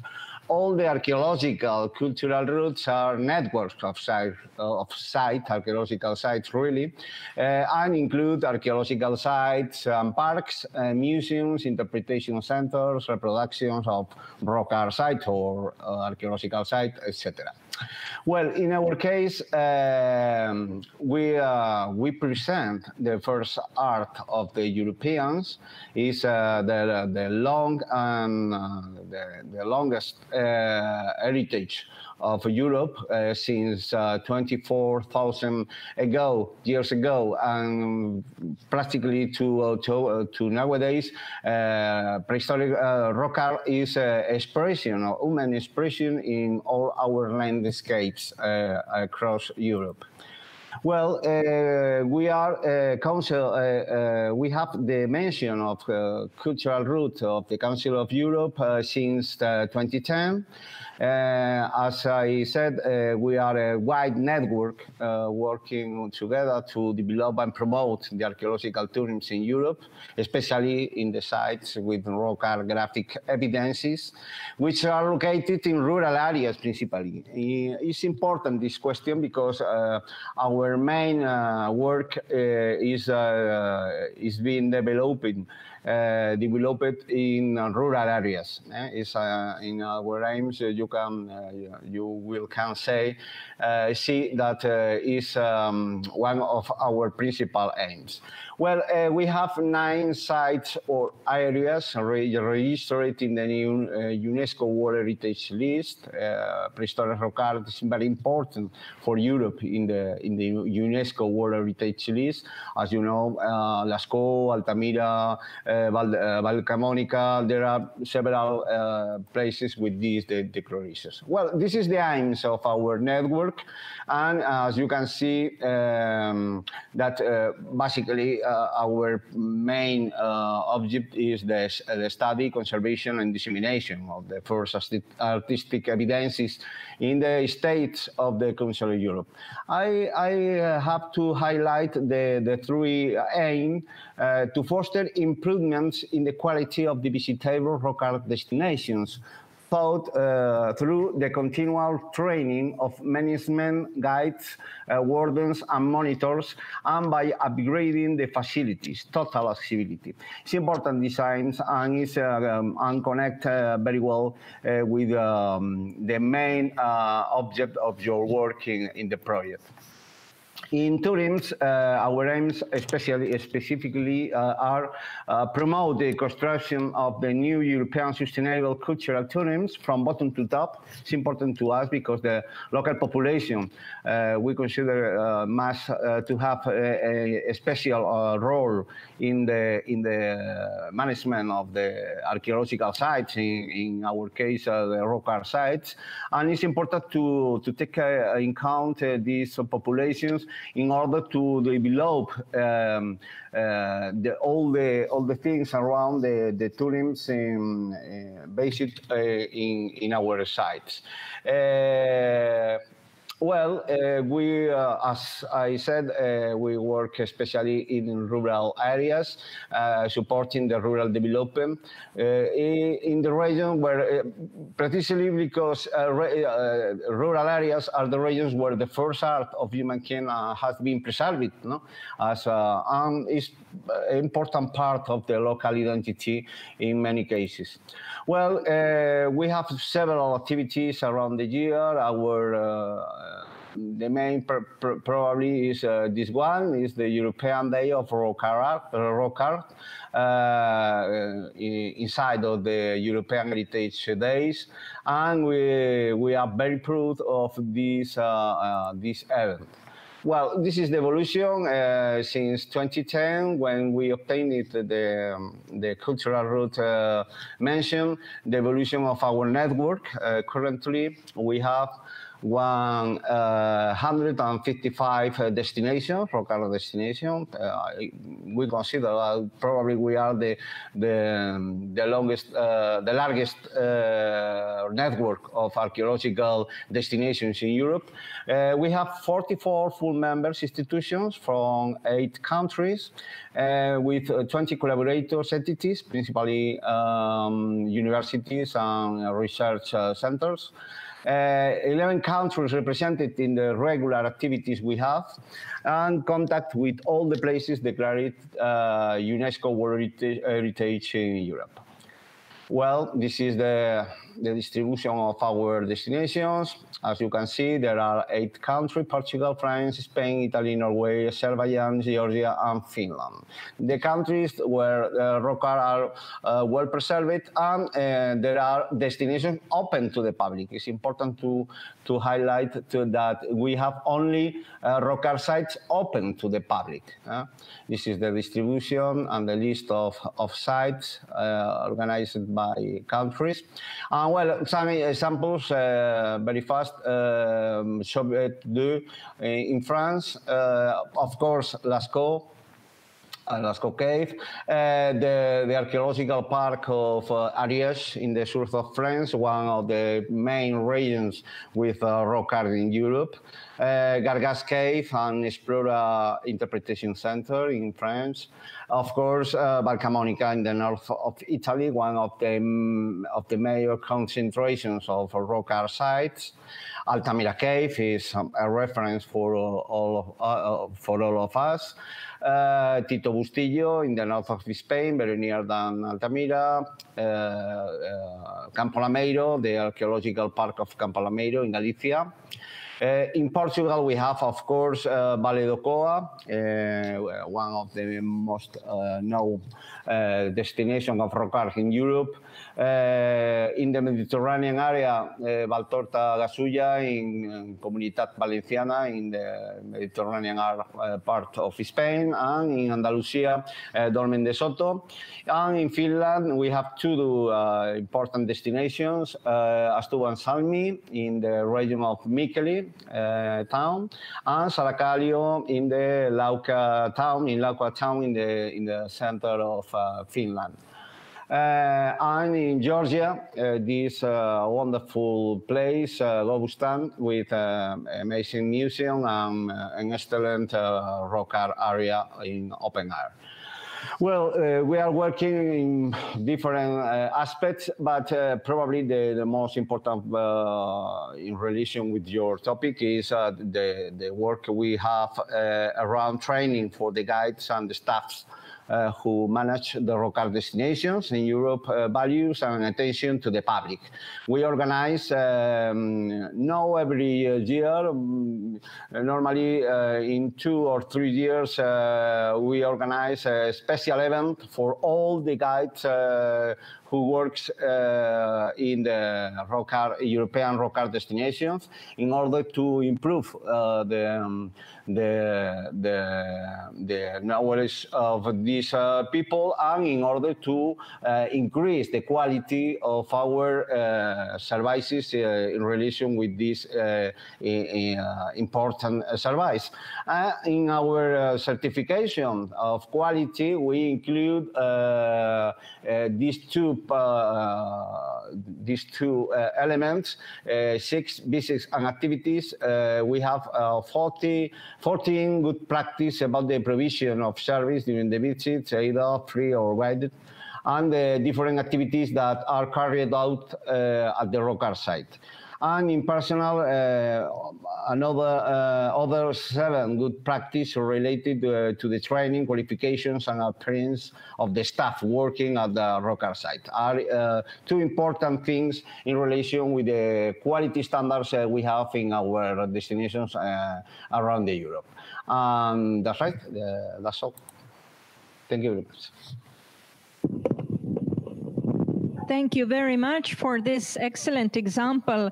As Professor Richards has said, the archaeological heritage is actually one of the most difficult to interpret, since it goes back far into prehistory, and from tangibility actually should be replaced by intangibility of the storytelling. So all such examples do us good and are good for our future experiences and the development of cultural roots. One of the cultural roots which starts from Croatia and is in the process of certification at this very moment is the Iron Age route. So this is why we have here with us Hrvoje Potrebica, the PhD full professor at the Department of Archaeology at the Faculty of Humanities and Social Sciences of the University of Zagreb, who has led international and Croatian scientific projects, and also who is a vice president of the Croatian Archaeological Society, where he also served as president and president of the Center for Prehistoric Research, as well as corresponding member of the German Archaeological Institute. He is also a member of the scientific committee for the Iron Age Danube Route Association, which was established for the purpose of promoting the archaeological cultural route. So let us hear about the experiences of the route which is just being born in these sites. Mr. Potrebica, please, the floor is yours. Thank you very much. I will share my presentation without further ado. Is this working? It's working, thank you. Okay, so I'm here on behalf of the Iron Age Danube route, but I was asked by the organizer not to talk about the route in terms of presenting all the sites and the network, but to talk about case study experience in terms of interpretation, which is, we take it for granted, but it's not that easy. So let's go from here. So what this particular route is all about, it deals with the Iron Age landscapes, which are extremely fragile, but also very attractive and imposing prehistoric archaeological features. And they are mainly characterized by monumental structures, such as tumuli, cemeteries, and fortified settlements. Although we call it monumental, and it is monumental, it's initially invisible to untrained eye. So it could be sort of paradoxical, but it's very hard to find them if you don't know where to look. But once you see them, then they have extremely large presentation potential. One thing we have to say about routes, they don't come out of nowhere. It's usually something that is born from a long period of efforts. For example, this particular thing, it has its roots in individual work of research teams in different Iron Age core areas, centers with a number of scientific and research-based projects going on there for years. For example, 20 years in this particular case. And then, after all that period, in a lot of those centers, the idea came to do something different. In 2017, we started an Interreg project, which was called Monumentalized Early Iron Age Landscapes in the Danube River Basin. And short for that was Iron Age Danube. It was a project dedicated to developing common approach to research, management, protection, and presentation of Iron Age landscapes. It involved 20 partner institutions from Austria, Croatia, Hungary, Slovakia, and Slovenia. And we worked in 9 microregions, as you can see on this map. So out of this project, actually, the idea of Iron Age Danube route was born. We were thinking about how to continue our work, especially on presentation and interpretation of the areas we worked in. So European cultural routes actually was a logical step forward. And that's when we actually started to work on the Iron Age Danube route, which is archaeological cultural route in the process of certification by Council of Europe. How does it look like? Well, this is more or less idea of what we have now, and this is where we intend to go further. In order to facilitate the process of, we need to create a legal body. So we created Iron Age Danube Route Association, which is a non-profit cultural, scientific, and tourist association, which has base on what we already had in this scientific and cultural network before. Founders of this association are listed here. As you can see, there are all sorts of different bodies, from the research institutes to scientific foundations, faculties and universities, museums, to municipalities, local municipalities, nature parks, and all sorts of different kinds of institutions that saw somehow themselves their interest in developing a route. However, I'm not going to talk about the whole network. I was asked to talk about the interpretation and to choose a certain area. And this was the area we chose. The area is the Požega Valley. And out of these founders, there are 11 of them, 5 of them are involved in this area. And there are other members. This one is actually inside, and we expect more. Unfortunately, situation with COVID and prevented other members to join. Why is this area important? This area is important not only because there is a lot of activity there, and I work there, so I know it very well, but also that when you look at the list of these things, list of people who are involved there, our members, we have all variety of members. It's not just content and number, it's also structure of stakeholders that is important in developing particular places. Just like somebody said before, Culture Road is not just a bunch of sites connected with a certain theme. It's content on the sites that actually makes Culture Road work. So what is important in this area? Important finds were discovered there in the burial mounds at famous site of Kaptol even in the 60s of the previous century. These were famous princely graves with the northernmost Greek helmets, probably the northernmost in the world. And these things are now central pieces of the Iron Age collection of the Archaeological Museum in Zagreb, and they have already almost iconical visual presence in their presentation.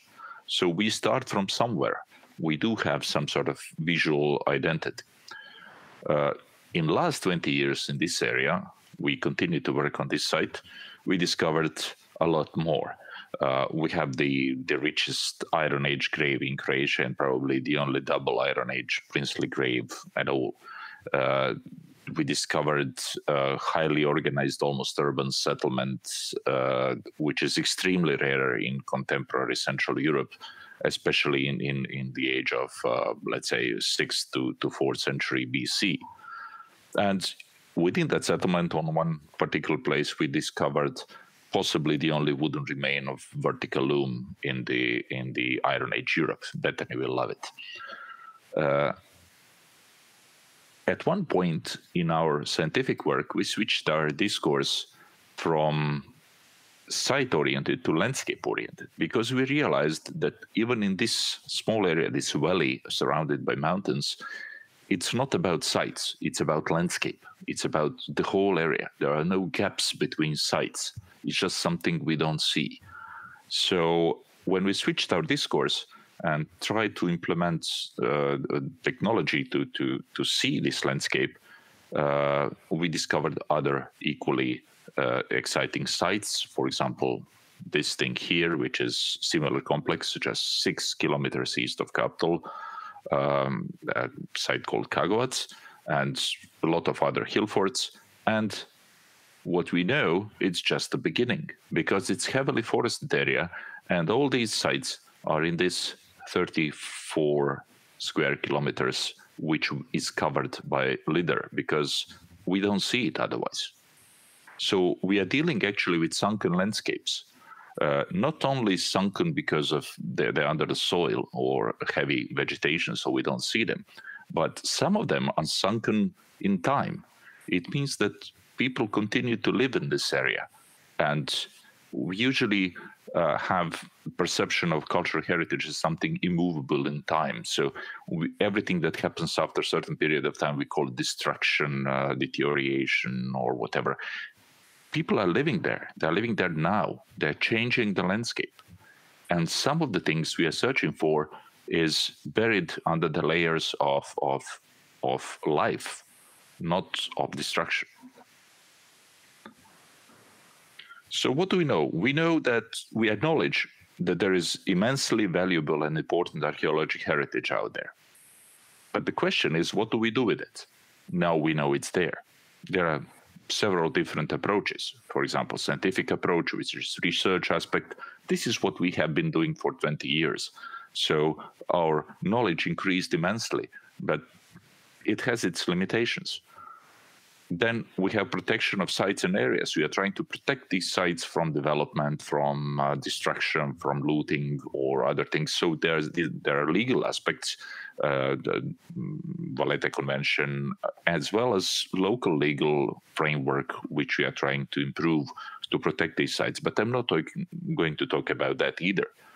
And there is also presentation. And there are a lot of other experts at this conference, as well as in our network of the Iron Age Danube route, which are much more, which are much better than me in that.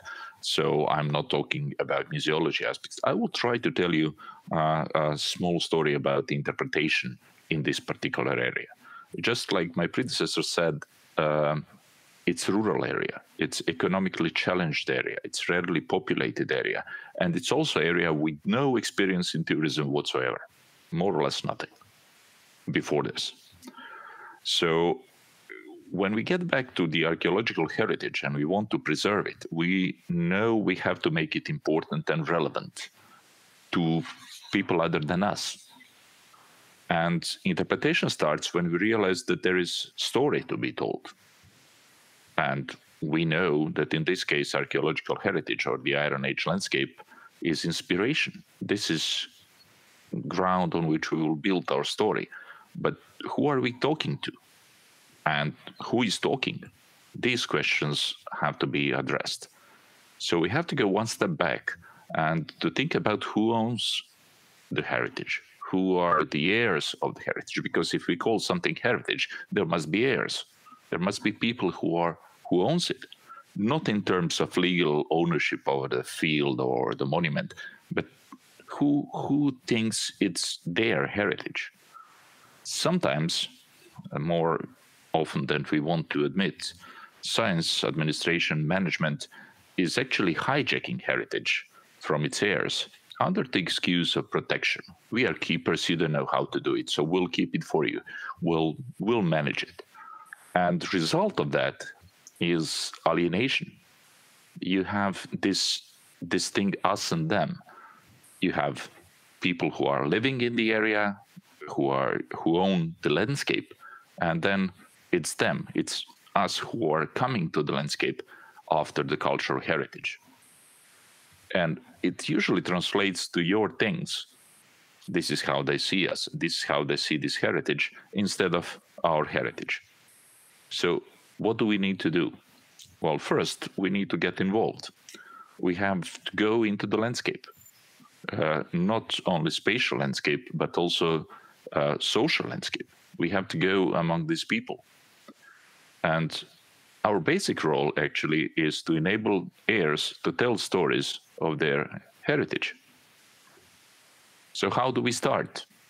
Well, it starts with the excavations. We are archaeologists after all. When you come there, well, the first thing we saw is it's smart to employ workers, diggers from the local community. It has basic economic benefit. People who are actually poor, who have no other, there are people who are usually hard to employ. They have direct economic benefit from working for us. And we usually dismiss that as being down to earth or unimportant, but it's really important as the initial contact with these communities, because during working for us, they learn about sites and artifacts. They also appropriate their own heritage. And of course, they spread good news. The other thing is our local stakeholders. We have to understand their point of view, and we have to help them see heritage not as a problem, but as a solution, or at least opportunity. Not as a burden, but as a resource. Perception of heritage from their point of view, I'm talking about local authorities, I'm talking about companies, I'm talking about nature parks, or whoever is involved in this landscape. we should change perception of heritage. We should move it from expense to investment. In order to do that, we have to show them what heritage can do for them, and then show them ways to engage with heritage in a proper way. The result of years of this approach is that actually now we are invited as experts to participate in development strategies from spatial planning onwards, because now we are perceived not as potential obstacle, but as added value.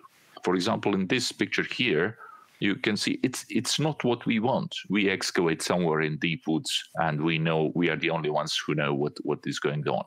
This is what we want. We want participation of local community. And this picture here, this guy here, is deputy municipal mayor. He wanted to come and help. So he has personal experience in what we do there. Where do we go from there? We have to go also to, we have participation of people who are working with us. They have direct economic impact. But then we have to go to local businesses to work on more elongated scale in terms of time. We usually start, if you want to be very effective in a very short time, you start from what's already there and develop on that. In order to do that, you have to know where you are, and you have to know what are the opportunities in the area where you are actually located. For example, this Požega Valley, or Golden Valley, how it's known, it's famous wine growing area. And in Iron Age, we have feasting as pivotal aspect of the Iron Age social structure. So if you try to connect these two, and you have a good relationship with wine growers, and they are not afraid you are going to pull down their wineries or wine gardens, at one point they actually call you to help them to include archaeology in branding their wines. So this is actually a move we want to achieve. And it doesn't go overnight. It happens over years of slow and persistent networking in the area. Another thing that we have in the area is good food. And we formed something called Hallstatt Kitchen Experience. We used excavation results and science to define ingredients and possible food preparation techniques. But it's not an attempt to recreate actual meals and offer them as a menu. We go to interpretative side in terms that we offer people to participate in experience of creating food through interpretation of archaeology. In that process, what we need to do and what we are doing, we are developing also tools for others to follow along the network and even larger. So we developed this Hallstatt food workshop and cookbook, which can be used not by the other members of the network, but by everyone actually interested in these kind of things.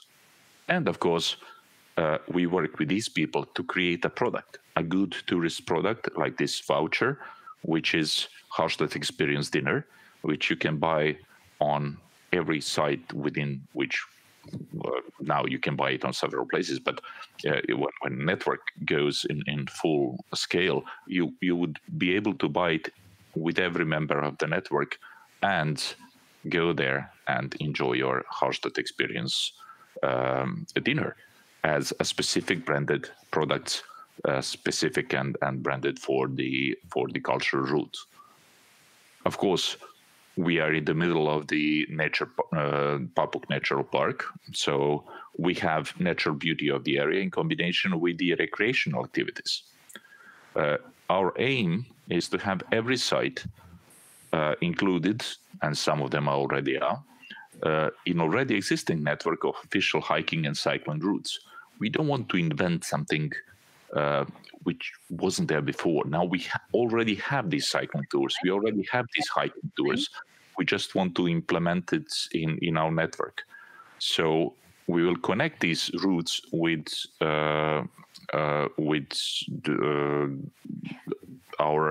we will plug in educational trails which are designed for specific route. And we have people specialized in such tours plugging into this site. Yeah, I think that we shall have to conclude since we have passed time. And another thing is that the process also goes vice versa, which is where we have archaeological finds, and then we develop activities for interpretation, such as textiles. So we are using these textiles as textile workshop to connect with local communities, as well as to recreate textiles and to use these recreated textiles in manifestations like this sustainable tourism conference that was held in Zagreb in 2019. Thank you. Thank you very much. This was really interesting because you pointed out such important things as sustainability and responsibility towards the heritage, but not only towards the heritage, but also towards the local community and towards their participation and their opportunity to actually perceive their heritage as their own. Since we are running out of time, I think that we shall conclude with our final speaker, Mr. Antonio Barone, an expert in rural and cultural tourism, director of Phoenicians Route, International Cultural Route of Mediterranean Intercultural Dialogue, within which he coordinates a network of Mediterranean museums. He also cooperates with many universities, development agencies, and international organizations. He is an expert in training, lifelong learning, heritage, pedagogy, geography of tourism, eco-museums, quality of territorial branding, experiential and creative tourism, and we have invited him here to speak of Phoenicians Route and the education and trainings which they do for the guides. Mr. Barone, the floor is yours. Thank you very much. Thank you for the invitation. I wanted to start my reflection as my contribution, a few minutes, speaking about the situation that the pandemic creates about the cultural and archaeological tourism. Because by the radical reduction of the tourist flows, as Alessandra Priante told before, we have some risk about the risk factor for the protection and the exploitation and the enhancement of the heritage. So by my network, by the Phoenician Route network that work a lot of experts, specialists, representative of more than 100 territories in 12 countries. We are working to reflect about it, and we can say that our vision that we have in the past and the last years is wonderful to understand better how we can find a solution in this field. Because the pandemic was a changement accelerator. Because what we say today, probably we can realize in 5 or 10 years, but we now have to realize immediately by the pandemic. So I started with my presentation. As I told you before, the Phoenician Route, the next, is a route that works in all the Mediterranean area, 3 continents. The next. We started from the idea of the Phoenician Route, the Phoenician Sea routes that link all the countries in the Mediterranean area. Next, please. And now our strategy is work in every country, creating 2 kinds of activities. First of all, the smart ways. That means excellence pathway that we create with our partners in every country, in every place, to put together all the elements that we say about the interpretation of the heritage. For each smart way, you can consider about 10 archaeological sites, museums, UNESCO websites, and so on. So, but it's very important that in these smart ways, we involve all the communities that are members of the Phoenician Route. On the smart way, we can find the interpretation center of the route where, this is an example, we present all the activities of the territory, we present the territory, the identity, and we can work to put together all the elements of our tourist offer. It's a meeting point between the visitors and the territory. At the same time, it's a creativity incubator to create new enterprises to work about this theme. Next, please. This is an example in Sicily. This is the interpretation center of Menfi, where we present Phoenician relics that was found some years ago. And we have in a floor the presentation of the heritage with the interpretation of this heritage. A second floor, the interpretation center, where we receive schools, tourism, and so on. Please, the next. Another example of a smart way is on the sea, the maritime nautical smart way. The first example was in Galicia, North Portugal, where we collaborate with the organization of the harbor to present all the heritage on the coast, sailing on the coast with the little ships, usually sail ships. Next.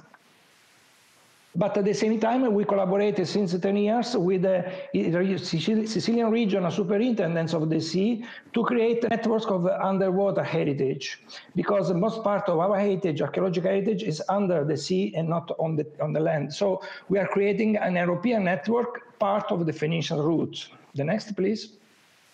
Another example of collaboration is by the International Museum Network, Mediterranean Museum Network. It's a collaboration between more than the next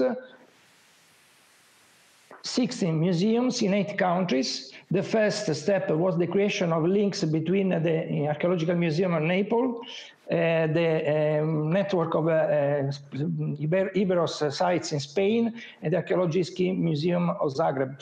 In 2021, we want to organize 2 virtual exhibitions, one about the original Mediterranean diet, another about the woman in the ancient Mediterranean. The next.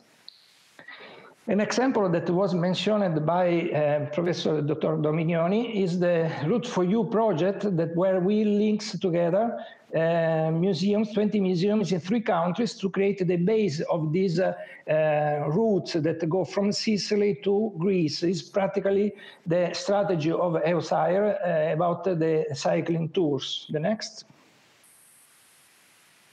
This is another example of work. We work in a European project, a COSME project, to create a SmartWays interpretation center in 8 SmartWays in 5 countries. And we are completed this work of concretization of these activities. The next. Another project that we use for realize this is a project AnyMed, CBC Med, CrossDev in Italy, Jordan, Lebanon, and Palestine. The same methodology in other countries. This is an example of the Sicilian Smart Way. Another proposal, the next, thank you. The next is the Phoenician route and cycling tourism that we propose to EUSAIR strategy to create a link between all the countries of the Ionic Adriatic area by a cycling route, but linking also with campers, caravans, and nautical routes, because we want to recreate this connection between the sea and land that was the base of the ancient civilization. Another collaboration we started last year with the International Social Tourism Organization to create links with other important routes in the world. For example, the Trans-Canadian Trail, about the cycling route in Northern America. We are working to create with all the Americas. The next. Which kind of tourism? Experiential tourism, slow tourism. The next. Responsible tourism and creative tourism. Since 2000, we follow the idea of the creative tourism by the Creative Tourism Network that was proposed by Greg Richards. We share all the ideas of Greg Richards. The next. Another activity is the Mediterranean taste maps to connect the archaeological site with the ancient food. In particular, this year, we want to start with the collaboration with another cultural route, Itervitis, Archaeology and Wine Award 2021, where we want to highlight the activities more interesting in the Mediterranean area between wine and archaeology. The next. Some example of in the field of heritage interpretation that we consider very important for our proposals. Jorvik Viking Center in England, about the Viking heritage. Campo Lameiro is one of the member of the CARP in Pontevedra, Galicia, in Spain. Or, for example, the Ename in East Flanders in Belgium, where all the creativity and the innovation was applied about the interpretation of this heritage. Another idea that we share, but we're more interest is that the Danube Limes Brenda project that link together many archaeological sites all along the Danube River. The next. Our activity is especially a communication methodology, research of the correct communication of the territory between culture and economy, to create a link between the inhabitants and the visitors, to create an approach past and present, to create especially an approach from local to global, in the framework of the Convention of Values of Cultural Heritage for Society FARO 2005, that highlights that heritage is a development resource, including many activities and many values, but it's important that they constitute the base for a common European heritage. Each person has the right to arrive to the heritage. Next, thank you. Another consequence of this one is the community tourism, from tourism after September 11 to tourism after COVID-19. Local community role is very important, an equitable economic impact, environmental sustainability of tourism, respect for traditional culture and social structures, defense of the local community against external impacts, not folklorization and not dignification of the heritage. The idea is that we are changing our vision from destination to motivation, because it's not only the place to visit, but it's important how we can change our visit in the place. So heritage pedagogy for us is very important for the future generation to understand better the European dimension, the intercultural dialogue, the heritage education based on cultural heritage, an active teaching method, cross-curricular proposal, partnership between the education and cultural sectors, a variety of modes of communication, the value of the experience and experimentation is very important, this part. The next, please. By the heritage pedagogy, we bring young people to promote tolerance, citizenship, and peace, because we have to consider that visiting an archaeological site, we are not only visit a place, we are speaking about our life today, how we can learn more by the ancient civilization, by the ancient people that live in this place, and how we can understand better the importance of a cultural heritage, the environment for our life. So to increase the sense of responsibility. And the communicative interpretation is the base of our activity, because the essence of cultural heritage is dynamic and changeable. The interpretive challenge, facing complexity, heritage can become a key value, and the skills of the mediators between the natural cultural context and the communities is very important. And we are working with many Erasmus projects about the new skills of facilitator, territorial facilitator, to understand better the heritage that is in a place, how we can develop this activity. The next, please. So by this work, we are working, we can close my presentation and can conclude. We are working to develop a new model that we can apply in archaeological sites. In 2009, we participated in the International Conference Archaeological Tourism, and the results of this meeting, the international meeting that was held in Peru, and the Phoenician route was one of the examples that was proposed to all the members. It was that archaeological tourism is only a niche of cultural tourism. How can the archaeological tourism begin a new model? Through the work that we can do about the personality of the people that are involved. So by a work in the sector of the interpretation, to understand better not only the history of the place, the history of the civilization that we are presenting, but especially by creating a links in the interior part of the people that are visiting the place, creating an emotion, an experience that can begin part of their characteristic, of their experience. So in this case, the travel is not only an holiday, but begin a part of their creativity or their new version of activities. So we are very interested to collaborate with all the actors of this process. For example, the tour operators. Since 2019, we have an international alliance of tour operators, and we are working with them to learn better how it's possible to change the archaeological tourism today through the new situation that we have by the pandemic situation. So it's very important to work in this sector, because the archaeological tourism can begin an axe of the new kind of tourism in the world. Thank you very much. Thank you very much, Mr. Barone. You have just concluded with a good point our conference. What we have heard is actually that interpretation is necessary, that it keeps heritage living, that it also keeps community living, and that we have to move from the site to the landscape, from the destination to the transformation of the community and the transformation of a visitor who is coming full responsibly to a destination, keeping it living and keeping it untouched for the future generations.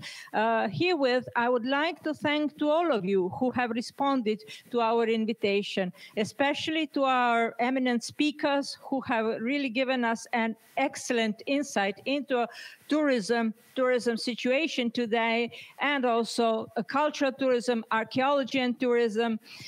So thank you very much for that, and also to all of you who have virtually participated in this conference. For the questions that you have asked through the YouTube channel, please send us your mails and we can send you our handbook or the answers to the questions which were not answered immediately through the conference today and now. Once again, we have actually concluded that what is important is our cooperation, our knowledge exchange, and I hope, as my colleague Dora has said, this is not the end of the project. This is not the end of our conference. This is the beginning, a new beginning for a new kind of tourism, for our new visitors, and for the high quality interpretation. Thank you very much.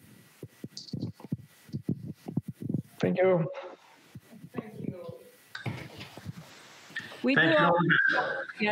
Thank you for your. Let us have a family photo, all of you. Turn on your cameras, our speakers, please.